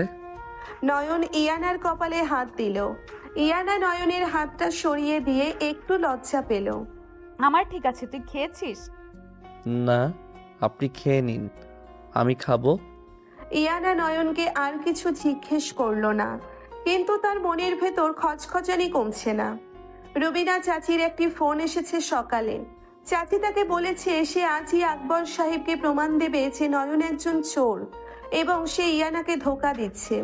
ইয়ানার বুকটা ধড়পড় করছে। সে কি নয়নকে সত্যিই বিশ্বাস করতে পারছে? নয়ন শোন, আমাকে আজ বাড়িতে যেতে হবে। আমার বাবার সাথে আমার দেখা করতে হবে। কেন? ওরা আপনাকে অপমান করবে? করুক, তাও আমার যেতে হবে। আমি জানতে চাই ওরা আমার বিরুদ্ধে আর কি কি মিথ্যা সাজিয়েছে। তুই আমার সাথে চলবি? কিন্তু কোনো কিন্তু না, চল। ইয়ানা আর নয়ন আকবর সাহেবের অফিসে গিয়ে পৌঁছলো। অফিস জুড়ে তখন গম্ভীর পরিবেশ। বোর্ড মিটিং চলছে। ইয়ানা সোজা ভেতরে ঢুকে গেল। ভেতরে আকবর সাহেব, রুবিনা, তিয়াশা আর ইমরান সবাই উপস্থিত। রুবিনার হাতে এক গাদা ফাইল। তুই এখানে কেন এসেছিস জিয়ানা? ওই ভিখারিটার সাথে নিয়ে লজ্জা করে না তোর? লজ্জা আপনাদের করা উচিত বাবা। আপনারা কি প্রমাণ পেয়েছেন তা আমার সামনে বলুন। আমি কোনো ভুল করিনি। ইয়ানা, আমাদের উপর চিৎকার করিস না। এই দেখ, এই ফাইলগুলোই সাক্ষী দিচ্ছে যে তুই এই ছেলেটাকে নিয়ে আমার সব সম্পদ নয়ছয় করার প্ল্যান করেছিস। এমনকি এই ছেলেটা একটা চোর। রুবিনা ল্যাপটপটা ওপেন করতে গেল। আকবর সাহেব গম্ভীর গলায় বললেন, ডিপ্লে করো, দেখি ওর চরিত্র কেমন। নয়ন ইয়ানার পেছনে দাঁড়িয়ে আছে। তার চোখে মুখে কোনো ভয় নেই, বরং এক অদ্ভুত প্রশান্তি। রুবিনা ল্যাপটপটা প্রজেক্টরে কানেক্ট করলো। ল্যাপটপের স্ক্রিন প্রজেক্টরে বড় করে ভেসে উঠল। এই যে দেখুন, এখানে ইয়ানার স্বাক্ষর করা সব পেপার আছে। কিন্তু যেই সে ফাইলটা ওপেন করতে গেল, প্রজেক্টরে ফাইলগুলো ওপেন হলো ঠিকই, কিন্তু সেখানে ইয়ানার স্বাক্ষর করা কোনো পেপার নেই। সেখানে ভেসে উঠল রুবিনা আর শফিকের কথোপকথনের অডিও ভিডিও ক্লিপ, যেখানে তারা ইয়ানাকে পাগল প্রমাণ করার ষড়যন্ত্র করছে। এ কি? এগুলো মানে কি রুবিনা? না না, এটা আমাদের ফাইল না। এটা কিভাবে হলো? তিয়াশা, তুই কি করেছিস এসব? আম্মু, আমি তো কিছু জানি না, ফাইল তো তুমি বান্ডেল করছো। আকবর সাহেব গর্জে উঠলেন। তিনি ফাইলগুলো চেক করতে শুরু করলেন। তাতে ইয়ানাকে ছোট করার প্রমাণের বদলে রুবিনা আর তিয়াশার জালিয়াতির সব তথ্য প্রমাণ বেরিয়ে আসতে লাগলো। কোম্পানির টাকা কিভাবে তারা বিদেশে পাচার করেছে তার লিস্ট বেরিয়ে এলো। তোরা আমার এত বড় সর্বনাশ করলি। আর ইয়ানা, আমি তোকে ভুল বুঝেছিলাম। আকবর সাহেবের হাত থেকে চশমাটা নিচে পড়ে গেল। ইয়ানা স্তব্ধ হয়ে সব দেখছে। সে জানে না এটা কিভাবে হলো, কিন্তু তার মনের কোণে কোথাও একটা সন্দেহ দানা বাঁধছে। সে নয়নের দিকে তাকালো। নয়ন তখন জানালার দিকে তাকিয়ে আছে, যেন এই ঘটনার সাথে তার কোনো সম্পর্ক নেই। নয়ন, এই ঘটনা কি তুই করেছিস? তুই কিভাবে পারলি? তুই তো জানতেই না ওরা কি ফাইল রেডি করেছে। আঙ্কেল, এটা কোনো একটা ভুল বোঝাবুঝি। রুবিনা আন্টি এমনটা করতে পারেন না। তুই চুপ কর ইমরান।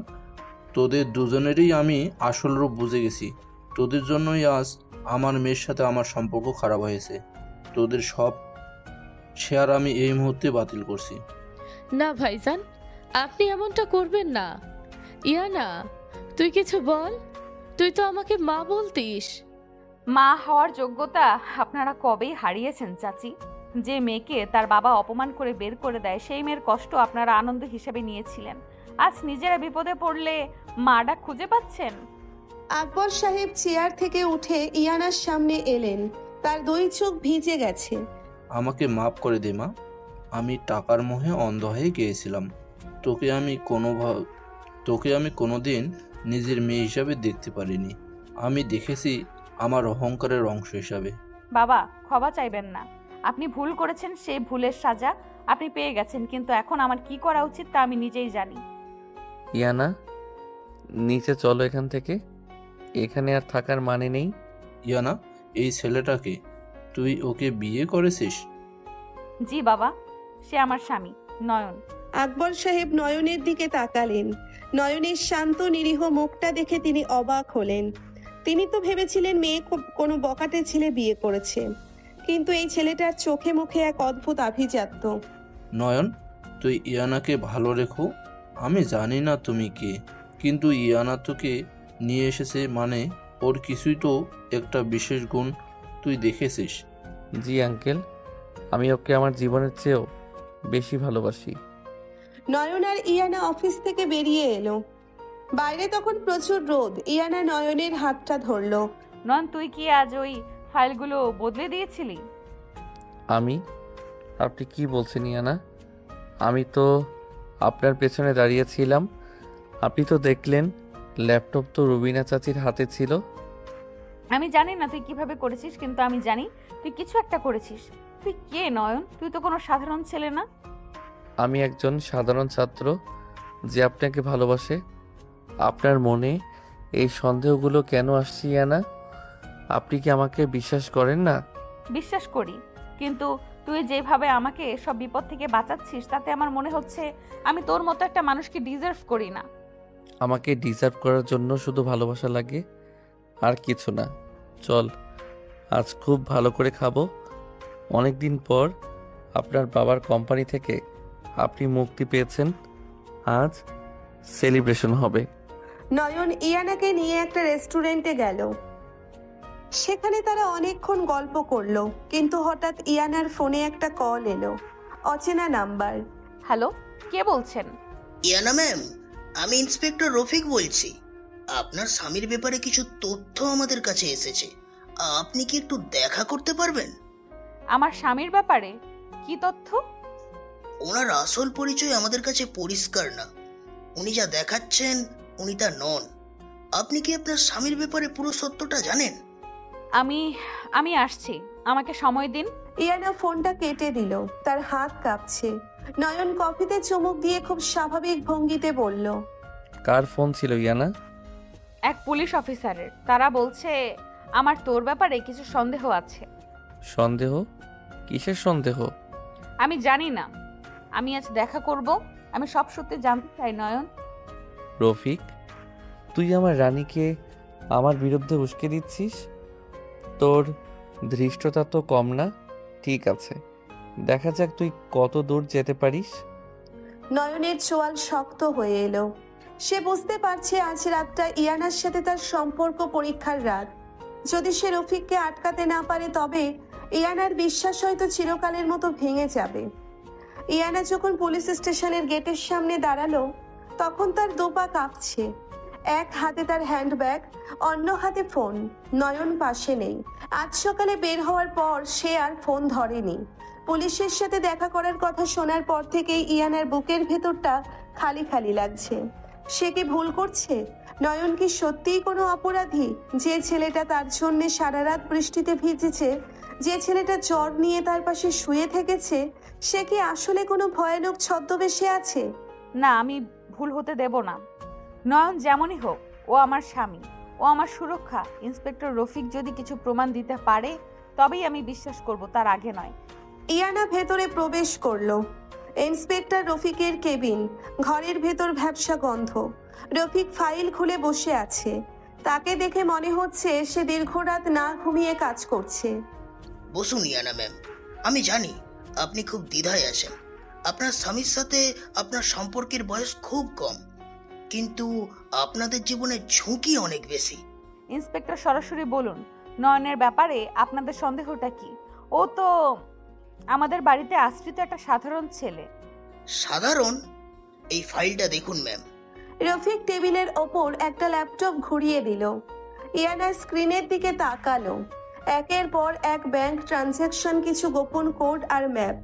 ইয়ানার চোখ বড় বড় হয়ে গেল। এইগুলো কি? এইগুলো তো সব সুইজারল্যান্ড আর কেইমেন আইসল্যান্ডের ব্যাংক অ্যাকাউন্ট, কিন্তু এগুলোর সাথে নয়নের সম্পর্ক কি? নয়ন যে ছেলেটাকে আপনি চিনেছেন, সেই নামে কোনো সরকারি রেকর্ড নেই ম্যাম। ওর আসল নাম আন্ডারওয়ার্ল্ডে ডেভিল। গত 5 বছরে যতগুলো সাইবার ক্রাইম হয়েছে, যার মাধ্যমে বড় বড় কর্পোরেট হাউস ধসে পড়েছে, তার পিছনে এই নয়নের আইপি অ্যাড্রেস পাওয়া গেছে। অবাক হওয়ার বিষয় কি জানেন? নয়ন যেদিন থেকে আপনাদের বাড়িতে আশ্রিত হিসাবে থাকতে শুরু করেছে, সেদিন থেকে আপনার বাবার কোম্পানির সব গোপন তথ্য ফাঁস হওয়া বন্ধ হয়ে গেছে এবং লস রিকভার হওয়া শুরু করেছে। আপনি কি বলতে চাইছেন? ও আমার কোম্পানি বাঁচিয়েছে? আমি বলছি, ও আপনাকে ব্যবহার করছে। সে আপনাকে একটা ঢাল হিসাবে ব্যবহার করছে, যাতে কেউ তাকে সন্দেহ না করে। নয়ন আপনার বাবাকে পথে বসাতে চায় না। সে আপনার পরিবারের শত্রুদের ধ্বংস করে আপনাদের পুরো সাম্রাজ্য নিজের হাতে নিতে চায়, আর আপনি তার হাতে সব থেকে বড় অস্ত্র। চুপ করুন, আপনি সব মিথ্যা বলছেন। ও আমাকে ভালোবাসে। আপনি ওর পেছনে কেন পড়ে আছেন? ও তো আমাকে কোনোদিন কোনো ক্ষতি করেনি। ভালোবাসা? ইয়ানা ম্যাম, ডেভিল কোনোদিন কাউকে ভালোবাসতে পারে না। সে শুধু তার শিকারকে নিজের কাছে আটকে রাখতে পারে। আজ রাতে নয়নের একটা গোপন মিটিং আছে। ওই মিটিংয়ে সে সব তথ্য প্রমাণ সহ তার শত্রুদের শেষ করে দেবে। আপনি চাইলে আজ রাতে নিজে গিয়ে দেখতে পারেন ও কি করছে। আমি কোনো জোর করছি না, কিন্তু একজন নারী হিসেবে আপনাকে সাবধান করা আমার দায়িত্ব। ইয়ানা স্টেশনের বাইরে বেরিয়ে এলো। তার মাথা ঘুরছে, আকাশটা কালো হয়ে আছে। সে কি রফিককে বিশ্বাস করবে নাকি নয়নকে? সে ফোনের গ্যালারি খুলল, নয়নের ছবিগুলো দেখলো। সেই পিচ্ছি নিরীহ মুখটা, এই মুখটার পেছনে কি সত্যি এত বড় কোনো অন্ধকার লুকিয়ে আছে? আমি বিশ্বাস করি না, আমি নিজের চোখে দেখব। ইয়ানা সোজা বাড়ি ফিরল না। সে নয়নের মোবাইল ট্র্যাক করার চেষ্টা করলো, যা সে আগে একবার নয়নের অগোচরেই সেট আপ করে রেখেছিল। লোকেশন দেখাচ্ছে শহরের এক পরিত্যক্ত শিপইয়ার্ড। ইয়ানা ট্যাক্সি নিয়ে সোজা সেই ঠিকানায় রওনা দিল। এদিকে শিপইয়ার্ডের ভেতর নয়ন একটা অন্ধকার ঘরে বসে আছে। তার সামনে কম্পিউটার, তার চারপাশে কবির এবং অন্যান্য লোক দাঁড়িয়ে। নয়নের পরনে একটা কালো চামড়ার জ্যাকেট। তার চোখের চাহনি আজ আর সেই নিরীহ নয়, আজ সে সাক্ষাৎ যমরাজ। বস, রফিক খুব বেশি নড়চড়ে করছে। ইয়ানা ম্যামকেও ও স্টেশনে ডেকেছিল। রফিক আগুন নিয়ে খেলছে কবির। ও জানে না আমি ওর কতদূর পর্যন্ত জানি। ওর মেয়ের স্কুলের অ্যাডমিশন থেকে শুরু করে ওর গোপন অ্যাকাউন্ট সব আমার হাতে। ও আমাকে জেলে ভরতে চায়। ও নিজেই বুঝতে পারছে না ও কার সাথে লড়ছে। কিন্তু ইয়ানা ম্যাম যদি সব জেনে ফেলেন? ইয়ানা যদি জানে, তবে সেটা আমার মুখ থেকে জানবে, বাইরের কারো মুখ থেকে নয়। আজ রাতে সব শেষ করে দেব। শিপইয়ার্ডের গেটের কাছে ট্যাক্সি থেকে নামলো ইয়ানা। ভেতরে অন্ধকার, মাঝে মাঝে শিয়ালের ডাক শোনা যাচ্ছে। সে ধীর পায়ে ভেতরের দিকে এগিয়ে যাচ্ছে। হঠাৎ একটা নড়াচড়া শুনতে পেয়ে সে লুকিয়ে পড়ল একটা বড় কন্টেইনারের পেছনে। সে দেখল রুবিনা, তিয়াশা এবং ইমরান ভেতরে ঢুকছে। তাদের সাথে আরো কিছু গুন্ডা। শফিক বলেছে নয়ন এই শিপইয়ার্ডেই থাকে। ওনাকে এখান থেকে সব কন্ট্রোল করে। আজ ওকে মেরেই ফেলবো। ইয়ানাকে আমরা আবার আমাদের নিয়ন্ত্রণে নিয়ে আসবো। আম্মু, এই পিচ্ছি ছেলেটাকে মারতে এত আয়োজন কেন? ওকে তো আমি শেষ করতে পারি। তুই কিছু জানিস না তিয়াশা, ও সাধারণ ছেলে নয়। ওরে মারা মানে শুধু একটা ছেলেকে মারা নয়, একটা সিস্টেমকে মারা। ইয়ানা কন্টেইনারের আড়ালে দাঁড়িয়ে সব শুনছে। তার পায়ের তলার মাটি সরে যাচ্ছে।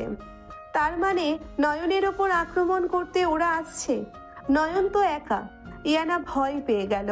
সে দৌড়ে ভেতরে ঢুকতে চাইলো, কিন্তু তখনই একটা হাত তার মুখ চেপে ধরল।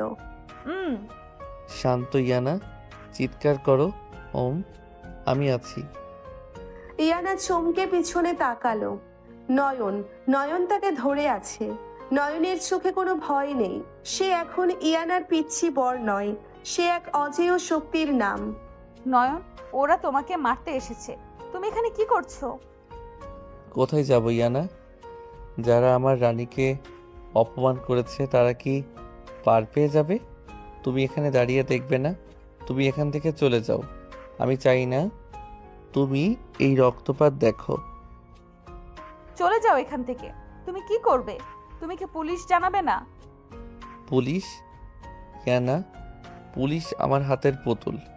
আজ রাতে আমি যেটা করব সেটা তোমার কল্পনাকেও ছাড়িয়ে যাবে। তুমি প্লিজ চলে যাও। নয়ন ইয়ানাকে ধাক্কা দিয়ে সরিয়ে দিয়ে অন্ধকারের ভেতর মিলিয়ে গেল। ইয়ানা কোনো মতে নিজেকে সামলে নিয়ে আবার কন্টেইনারের আড়ালে লুকালো। সে দেখল রুবিনা, তিয়াশা আর ইমরান একটা টেবিলের সামনে দাঁড়িয়ে কথা বলছে। হঠাৎ পুরো শিপইয়ার্ডে লাইট জ্বলে উঠল। কিরে, এতক্ষণ তো অন্ধকার ছিল, লাইট কে জ্বালালো? আমি জ্বালালাম ইমরান। অন্ধকারের ভেতর আস্তানা গিয়ে খুব মজা পাচ্ছিস না? এবার আলোর নিচে দাঁড়া। কে কথা বলছে? সামনে আয়। ওপরের একটা ক্রেনের ওপর থেকে নয়ন নিচে লাফিয়ে পড়ল। তার পরনে সেই কালো জ্যাকেট, চোখে কালো সানগ্লাস। সে এখন আর বাড়ির সেই আশ্রিত নিরীহ ছেলেটি নয়, সে আন্ডারওয়ার্ল্ডের ডেভিল। তার হাতের রিভলভারটা ঘুরছে। নয়ন, তুই তুই এখানে কি করছিস? তোর সাহস তো কম না, আমাদের সাথে লড়বি? লড়াইয়ের কথা বাদ দে রুবিনা, তোদের সাথে লড়লে আমার সম্মান যাবে। আমি তোদের বিচার করতে এসেছি। আজ আমার রানীর চোখের এক ফোঁটা পানির মূল্য তোদের পুরো পরিবারের সম্পত্তির চেয়েও বেশি। ফাজিল ফুলা, এত বড় সাহস! ধর তোরা ওকে। গুন্ডারা নয়নের দিকে তেড়ে গেল। ইয়ানা কন্টেইনারের আড়াল থেকে দেখছে নয়ন কেমন করে একটা বাঘের মতো লড়ছে। তার প্রতিটি মুভমেন্ট এত নিখুঁত, এত দ্রুত যে কেউ তাকে ধরতেই পারছে না। নয়ন কোনো বন্দুকের গুলি ব্যবহার করলো না। সে শুধু তার শারীরিক দক্ষতা দিয়ে গুন্ডাদের একে একে মাটিতে আছাড় মারছে। এটা কি আমার নয়ন? এই পিচ্চি ছেলেটা এত শক্তিশালী? ও আসলে কোনো মার্শাল আর্ট মাস্টার? ও কি কোনো মার্শাল আর্ট মাস্টার? নয়ন লড়তে লড়তে রুবিনার সামনে এসে দাঁড়ালো। রুবিনা ভয়ে কাঁপছে। ইয়ানাকে পাগল প্রমাণ করার নাটক করেছিলে তাই না? এই নে তোর বানানো সব ফাইল আমার ল্যাপটপে। এবার তুই নিজেই পাগল হয়ে যা। নয়ন তার ল্যাপটপটা রুবিনার সামনে মেলে ধরল। ল্যাপটপে রুবিনার নিজের করা জালিয়াতির ভিডিও চলছে।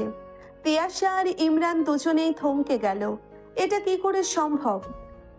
তুই এসব কিভাবে জানলি? তুই তো আমাদের বাড়িতে থাকা একটা আশ্রিত কাজের ছেলে মাত্র। আশ্রিত ছেলে? আমি তোদের মতো গাধাদের পড়াশোনা করাই ইমরান। ইয়ানা আমার সব, আর আমার সবের ওপর যে নজর দেবে তাকে আমি এই পৃথিবীতে আর থাকতে দেব না। নয়ন ইমরানকে সজোরে একটা ঘুষি মারল। ইমরান ছিটকে পড়ল। নয়ন এবার ইয়ানার দিকে একবার তাকালো। ইয়ানা অন্ধকারে দাঁড়িয়ে কাঁপছে। নয়ন জানে ইয়ানা দেখছে, সে জানে এই মুহূর্তটা ইয়ানার মনের ভেতর কোনো দাগ ফেলবে, কিন্তু তার কিছু করার নেই। তুই মরবি নয়ন। পুলিশ আসছে। পুলিশ আমাকে ফোন করেছে। পুলিশ? রফিক? সে তো আসার পথেই অ্যাক্সিডেন্ট করেছে। তার গাড়ির ব্রেক আমি কাল রাতেই কেটে দিয়েছিলাম। সে এখন হাসপাতালে। তোরা কার উপর ভরসা করে আছিস? ইয়ানা এবার আর স্থির থাকতে পারল না। সে কন্টেইনারের আড়াল থেকে বেরিয়ে এলো। থামো নয়ন, থামো। নয়ন ইয়ানাকে দেখে থমকে গেল। তার সব টেভিল ভাবসাব মুহূর্তে যেন বাষ্প হয়ে উড়ে গেল। সে ইয়ানার দিকে তাকাতেই তার চোখের কোণায় আবার সেই অসহায়ত্ব ফুটে উঠল। ইয়ানা, তুমি এখানে? আমি তো তোমাকে বললাম চলে যেতে। আমি চলে যাব না নয়ন। তুমি এগুলো কি করছো? এই মারামারি, এই আন্ডারওয়ার্ল্ড, এসব কি? তুমি কি সত্যি কোনো অপরাধী? আমি অপরাধী নই ইয়ানা। আমি জাস্ট ওদের সাথে ওদের ভাষায় কথা বলছি। এরা তোমাকে মারতে চেয়েছিল, এরা তোমাকে শেষ করে দিতে চেয়েছিল। আমি কি চুপচাপ দেখব? ইয়ানা, বিশ্বাস করিস না ওকে। ও একটা খুনি, ও আমাকে মেরে ফেলবে। তুই চুপ কর ইমরান, তোর কথা আমি আর শুনতে চাই না। নয়ন, তুমি কি আমাকে সত্যি বলনি তুমি কে? কেন তুমি আমার সাথে এত বড় অভিনয় করলে? অভিনয় করি নিয়ানা, আমি তোমাকে ভালোবেসেছি। তুমি যখন বৃষ্টিতে ভিজতে, যখন তুমি কান্না করতে, আমি সব দেখেছি। আমার খুব ইচ্ছা হতো তোমাকে জড়িয়ে ধরি, তোমাকে বলি আমি আছি, কিন্তু আমি জানতাম আমি যদি আমার আসল রূপটা দেখাই তুমি ভয় পাবে, তুমি আমাকে ঘেন্না করবে। তাই আমি তোমার আশ্রিত পিচ্ছি বর হয়ে তোমার পাশে ছিলাম। ইয়ানা নয়নের দিকে এগিয়ে গেল। সে নয়নের চোখের পানি নিজের হাত দিয়ে মুছে দিল। তুমি কি মনে করো আমি ভয় পাবো? আমি আজ প্রথম দেখলাম একজন ছেলে তার ভালোবাসার মানুষকে পাওয়ার জন্য কত দূর যেতে পারে। তুমি কি অপরাধী? হ্যাঁ তুমি অপরাধী, কিন্তু কার জন্য? আমার জন্য। আপু, তুই পাগল হয়ে গেছিস? ও তো ক্রিমিনাল। চুপ কর তিয়াশা, ক্রিমিনাল কে সেটা সময় বলবে। আজ রাতে নয়ন কাউকে মারবে না। নয়ন, চলো এখান থেকে। ইয়ানা, কিন্তু রুবিনা, তিয়াশা। আমি পুলিশের হাতেই ওদের দেব। আমি জানি তুমি রফিকের গাড়ি অ্যাক্সিডেন্ট করিয়েছ, কিন্তু আমার জন্য আর কোনো রক্ত ছাড়ানো চলবে না। চলো নয়ন। নয়ন ইয়ানার হাতটা শক্ত করে ধরল। সে বুঝতে পারছে ইয়ানা তাকে গ্রহণ করেছে। তার অতীতের অন্ধকার রূপ জেনেও ইয়ানা তাকে প্রত্যাখ্যান করেনি। রুবিনা আর তিয়াশা তখন মাটিতে বসে কাঁদছে। নয়ন তাদের দিকে একবার তাকালো, তার ডেভিল হাসিটা আবার ফিরে এলো। আজকের জন্য বেঁচে গেলি, কাল সকালে যখন পুলিশ আসবে তখন নিজেদের সব ফাইল তৈরি রাখিস, কারণ আমি জানি না এরপর আমি আর কতটা দয়ালু থাকবো। নয়ন ইয়ানাকে নিয়ে শিপইয়ার্ড থেকে বেরিয়ে এলো। ইয়ানা নয়নের বাইকের পেছনে বসলো। বাইকটা যখন চলতে শুরু করলো তখন ইয়ানা নয়নকে শক্ত করে জড়িয়ে ধরলো। নয়ন, হুম? নয়ন, তুই কি সত্যি আমাকে ছেড়ে যাবি না? ইয়ানা, মৃত্যু আমাকে তোমার থেকে আলাদা করতে পারবে না। আমি তোমার জন্য স্বর্গ থেকে নরক সবখানে যেতে রাজি। ইয়ানা নয়নের কাঁধে মুখ রাখলো। আকাশ পরিষ্কার হয়ে আসছে।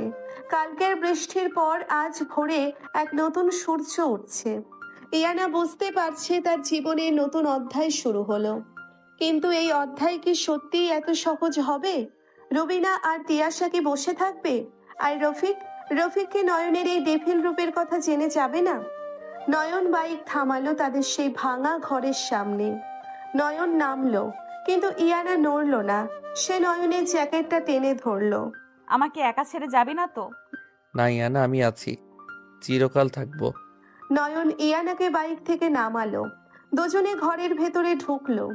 ঘরটা এখনো সেই পুরনো, কিন্তু আজ এখানে নয়ন আর ইয়ানার ভালোবাসার এক অমোঘ টান কাজ করছে। নয়ন ইয়ানার হাতে এক কাপ চা তুলে দিল। ইয়ানা, তুমি যদি চাও আমি সব ছেড়ে দিতে পারি। আমি আমার এই অন্ধকার জগৎ ছেড়ে তোমাকে নিয়ে কোথাও দূরে চলে যেতে পারি, শুধু তুমি যদি আমার সাথে থাকো। না নয়ন, তুই যদি অপরাধ করে থাকিস তবে তার শাস্তি তোকে পেতেই হবে, কিন্তু আমি চাই না তুই আর কোনো অপরাধ কর। আমরা নতুন করে সব শুরু করব। তুই আমার পিচ্ছি বড় হয়েই থাক, কিন্তু ডেভিল রূপটা আর না। চেষ্টা করবো ইয়ানা, কিন্তু আমার পিছু যারা নিয়েছে তারা কি আমাকে শান্তিতে থাকতে দেবে? নয়নের কথা শেষ হওয়ার আগেই ঘরের জানালা দিয়ে একটা পাথরের টুকরো এসে পড়ল। পাথরের সাথে একটা চিরকুট বাঁধা।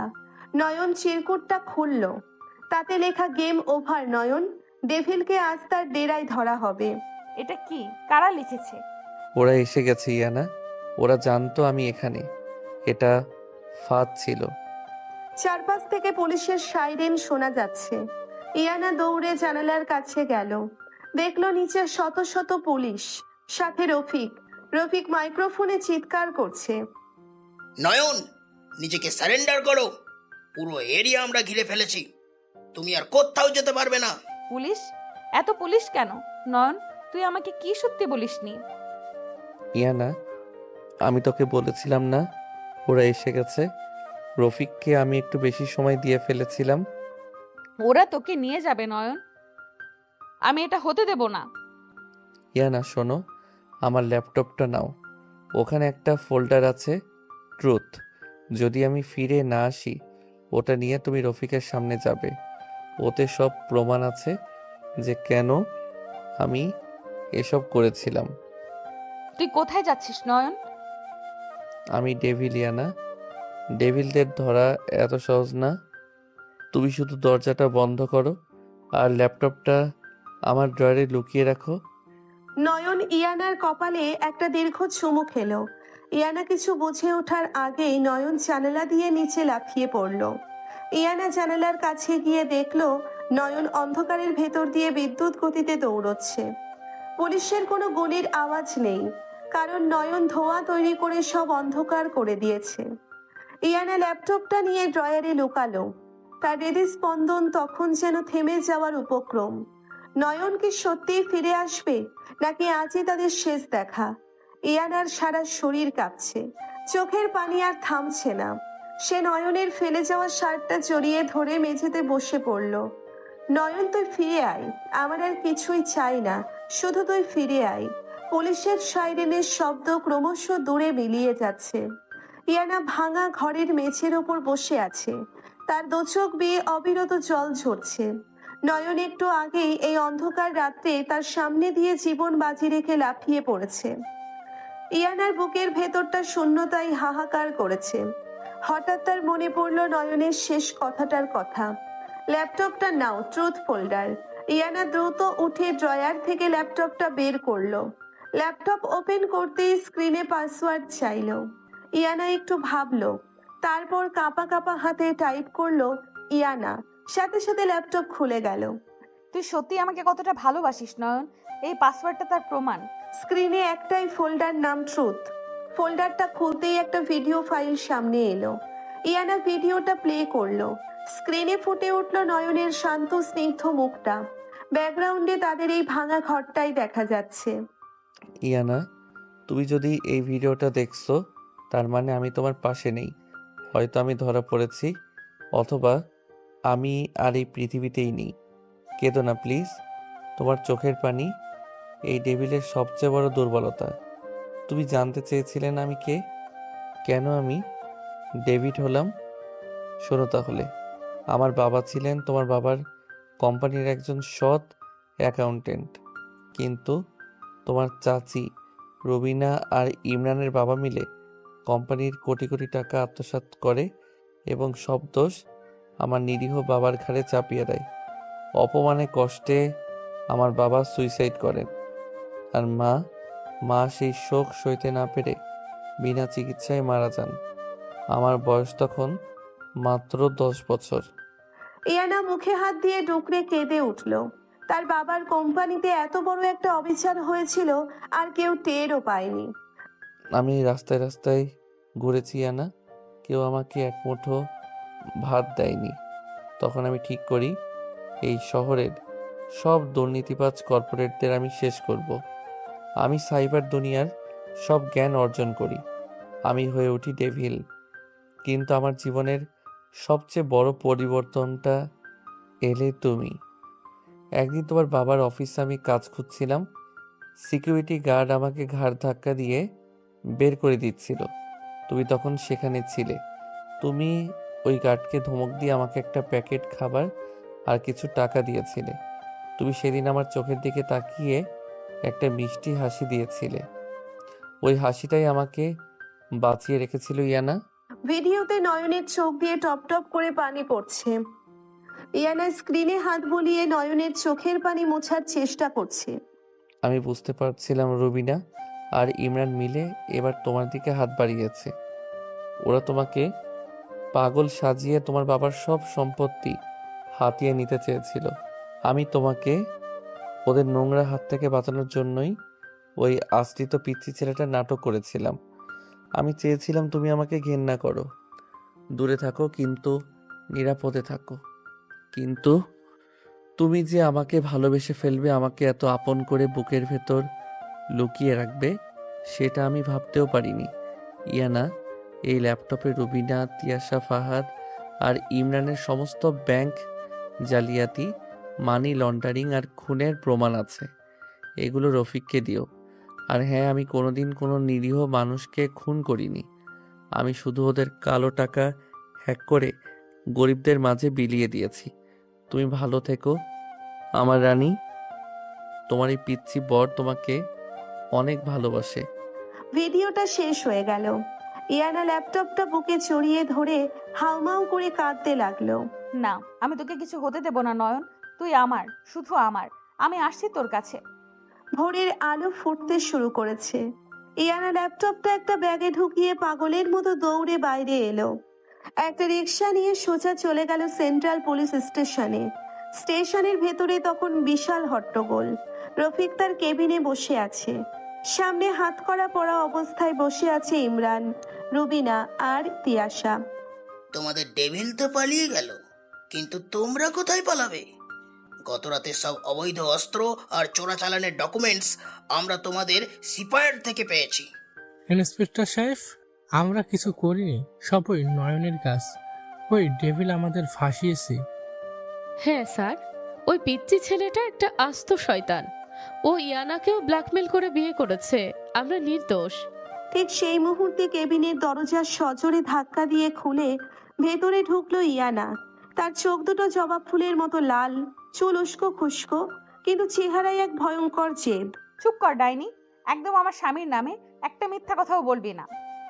আপু, তুই এখানে? তুই জানিস তোর ওই স্বামী আমাদের কি অবস্থা করেছে? তোদের অবস্থা আমি এবার এমন করব যে তোরা জেলের পোকা হয়ে মরবি। ইন্সপেক্টর রফিক, আপনি প্রমাণ খুঁজছিলেন না? এই নিন প্রমাণ। ইয়ানা ল্যাপটপটা সজোরে রফিকের টেবিলের ওপর রাখলো। তারপর ল্যাপটপ অন করে সেই ট্রুথ ফোল্ডারটা ওপেন করে দিল।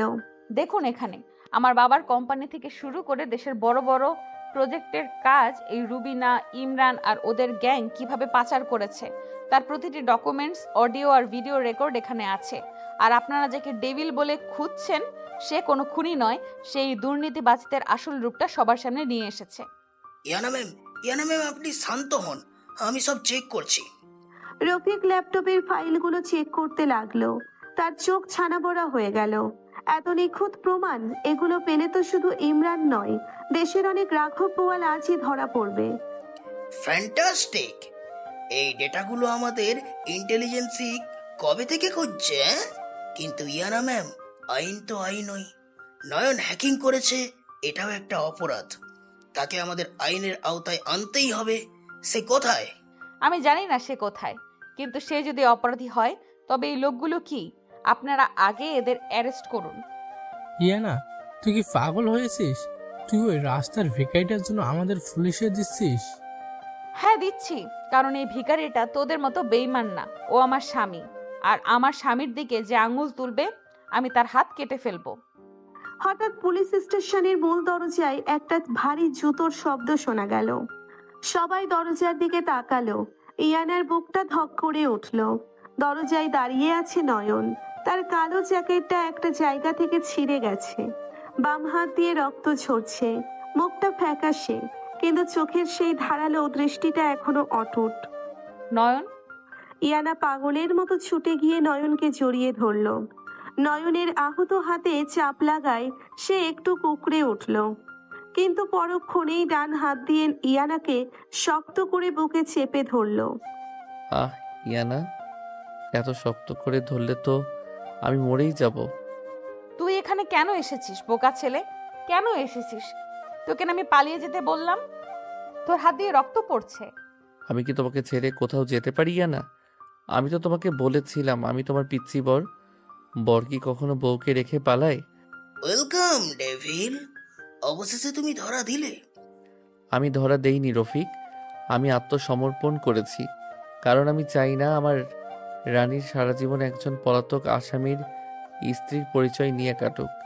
আমি সব প্রমাণ দিয়েছি, এখন তুমি বিচার করো। তোমার প্রমাণগুলো আমি দেখেছি নয়ন। তুমি যা করেছো আইন নিজের হাতে তুলে নিয়েছো, কিন্তু তুমি দেশের অনেক বড় ক্ষতি হওয়ার থেকে বাঁচিয়েছো। তাই তোমার শাস্তি খুব বেশি একটা হবে না। আর এই শুয়োরগুলোকে আমি আজ ওই রিমান্ডে পাঠাচ্ছি। কনস্টেবল, নিয়ে যাও এদের। না, ছেড়ে দিন আমাকে, আমি কিছু করিনি। আমাকে বাঁচা, তোর বাবাকে বল আমাকে বাঁচাতে। বাবা তোমাদের সাথে কোনো সম্পর্ক রাখবে না চাচি, নিজেদের পাপের শাস্তি ভোগ করো। পুলিশ ইমরান, রুবিনা আর তিয়াশাকে টেনে হিঁচড়ে লকআপের দিকে নিয়ে গেল। রফিক নয়নের দিকে এগিয়ে এলো। নয়ন, তোমার হাত থেকে প্রচুর রক্ত পড়ছে, আগে আগে হাসপাতালে চলো। আমি ওর সাথে যাব, ওকে আমি একা ছাড়বো না। হাসপাতালে নয়নের হাতে ব্যান্ডেজ করা হলো। বুলেটটা শুধু হাত ছুঁয়ে বেরিয়ে গেছে, তাই খুব একটা বড় ক্ষতি হয়নি। নয়ন হাসপাতালের বেডে শুয়ে আছে। ইয়ানা তার পাশে বসে আছে। নয়নের ডান হাতটা নিজের দু হাতে শক্ত করে ধরে আছে। ইয়ানার চোখ এখনো ভেজা। ইয়ানা, তুমি এখনো কাঁদছো? এই ডেভিলের তো কিছু হয়নি। একদম ডেভিল শব্দটা উচ্চারণ করবি না, তুই ডেভিল হবি শত্রুদের জন্য। আমার কাছে তুই শুধু আমার বোকা, নিরীহ আর পিচ্চি স্বামী। তুই আমাকে কতটা ভয় পাইয়ে দিয়েছিস জানিস? আমি জানি ইয়ানা, আমাকে মাফ করে দাও। আমি আর কখনো তোমাকে ছেড়ে যাব না। হঠাৎ কেবিনের দরজা খুলে ভেতরে ঢুকলেন আকবর সাহেব, সাথে সালমা বেগম আর দাদিমা। ইয়ানা অবাক হয়ে তাদের দিকে তাকালো। ইয়ানা আমার আকবর সাহেব দৌড়ে এসে ইয়ানাকে বুকে জড়িয়ে ধরলেন। তিনি হাউমাউ করে কাঁদছেন। আমাকে তুই মাফ করে দে মা। আমি টাকার মোহে অন্ধ হয়ে নিজের ভাই, বউ আর ওই ইটোর ইমরানকে বিশ্বাস করেছিলাম। আজ পুলিশ আমাকে সব বলেছে। এই নয়ন বাবা যদি না থাকতো তাহলে আজ আমি রাস্তার ভিখারি হয়ে যেতাম। আমার মেয়েকে আমি কতদিন বুকে জড়াইনি। তুই আয় মা, আমার বুকে আয়। ইয়ানা তার মায়ের বুকে মুখ লুকিয়ে ডুকরে কেঁদে উঠল। দীর্ঘদিনের জমে থাকা অভিমান আজ এক নিমেষেই ধুয়ে মুছে গেল। দাদিমা এগিয়ে এসে নয়নের মাথায় হাত বুলিয়ে দিলেন। ভাই নয়ন, তুই আমাদের পরিবারের সম্মান বাঁচিয়েছিস। আমি বুড়ি মানুষ, তোকে ছোট লোক বলেছিলাম। আমাকে তুই ক্ষমা করে দিস ভাই। দাদিমা, আপনি এসব কি বলছেন? আপনি তো আমার গুরুজন। আর আঙ্কেল, ইয়ানা আমার স্ত্রী। ওর সম্মান আর আপনার সম্মান রক্ষা করা তো আমার দায়িত্ব। তুই শুধু আমার মেয়ের জামাই না, তুই আজ থেকে আমার নিজের ছেলে। তোকে আমি আমার সব ব্যবসা বুঝিয়ে দেবো। তুই আর ইয়ানা মিলে সব সামলাবি। বাবা, নয়ন তো পড়া শেষ করেনি, ও ভার্সিটিতে পড়ে। ও আগে ওর পড়াশোনা শেষ করবে, তারপর ব্যবসা। ইয়ানা, আমি তো হ্যাকিংয়ে অলরেডি পিএইচডি লেভেলের। একদম চুপ। তুই বই খাতা নিয়ে আবার ভার্সিটিতে যাবি, আর আমি তোকে পড়াবো। আমি তোর লেকচারার ছিলাম, মনে আছে? ইয়ানার ধমক শুনে পুরো ঘর হাসিতে ফেটে পড়ল। নয়ন একটা লাজুক হাসি দিয়ে মাথা নিচু করে ফেলল। 6 মাস পর আকবর সাহেবের বিশাল প্রাসাদের ছাদ। সন্ধ্যা নেমে এসেছে, চারিদিকে লাল আলোয় ছেয়ে গেছে। নয়ন একটা ইজি চেয়ারে বসে বই পড়ছে। তার পরনে একটা সাদা টি শার্ট আর ট্রাউজার। তাকে দেখলে কেউ ঘুণাক্ষরেও বুঝতে পারবে না যে এই ছেলেই একদিন পুরো আন্ডারওয়ার্ল্ড কাঁপিয়ে দিয়েছিল। ইয়ানা একটা কফির মগ হাতে ছাদে এলো। তার পরনে একটা নীল শাড়ি, চুলগুলো খোলা, বাতাসে চুলগুলো উড়ছে। কি রে পিচ্ছি, সারাদিন বইয়ে মুখ বুজে আছিস কেন? তোর কি বউয়ের দিকে তাকানোর কোনো সময় নেই? নয়ন মুচকি হেসে বইটা বন্ধ করে টেবিলে রাখলো। সে ইয়ানার হাত থেকে কফির মগটা নিয়ে নিচে রাখলো এবং ইয়ানার কোমর ধরে তাকে নিজের কোলের ওপর বসিয়ে নিল। আমার বউ তো এত সুন্দর যে তার দিকে তাকালে আমার আর বইয়ের পাতায় মন বসবে না। তখন যদি পরীক্ষায় ফেল করি, তুমি তো আমাকে বাড়ি থেকে বের করে দেবে। ফাজিল হয়েছিস খুব, তাই না? ইয়ানা নয়নের কলার ধরে একটা আলতো টান দিল। নয়ন ইয়ানার চোখের দিকে তাকালো। সেই চোখে এখন আর কোনো অভিমান নেই, আছে শুধু এক গভীর সমুদ্রের মতো ভালোবাসা। ইয়ানা, তুমি আমাকে কতটা ভালোবাসো? জানি না, তবে এটুকু জানি, তুই যদি আবার ওই অন্ধকার জগতে ফিরে যাস, আমি তোকে নিজের হাতে খুন করব। এই তো আমার রাগী বউ। আমি কোথাও যাব না ইয়ানা। আমার পুরো জগৎ তো এখন তোমার এই চোখের মাঝেই আটকে আছে। নয়ন খুব আলতো করে ইয়ানার কপালে একটা চুমু খেলো। ইয়ানা চোখ বন্ধ করে নয়নের বুকে মাথা রাখলো। নয়নের বুকের ধুকপুকানি শুনতে শুনতে ইয়ানা ফিসফিস করে বলল, জানিস নয়ন, তুই আসলে একটা ডেভিল। তুই খুব সপ্তপর্ণে আমার রাগী মনের সব অভিমান হ্যাক করে নিয়েছিস। তুই আমার সেই পিচ্চি ডেভিল বর, যাকে ছাড়া আমি এক মুহূর্ত বাঁচতে পারবো না। আর তুমি আমার সেই সিনিয়র বউ, যার একটু হাসির জন্য এই ডেভিড পুরো দুনিয়া জ্বালিয়ে দিতে পারে। শেষ বিকেলের পরন্ত রোদ তাদের দুজনকে আষ্টে পৃষ্ঠে জড়িয়ে ধরল। দীর্ঘ কষ্ট, অপমান আর ভুল বোঝাবুঝির পর অবশেষে ভালোবাসা তার আপন ঠিকানা খুঁজে পেল। এক নিরীহ ডেভিলের নিঃস্বার্থ ভালোবাসা জয় করে নিল এক রাগী অভিমানী মেয়ের হৃদয়।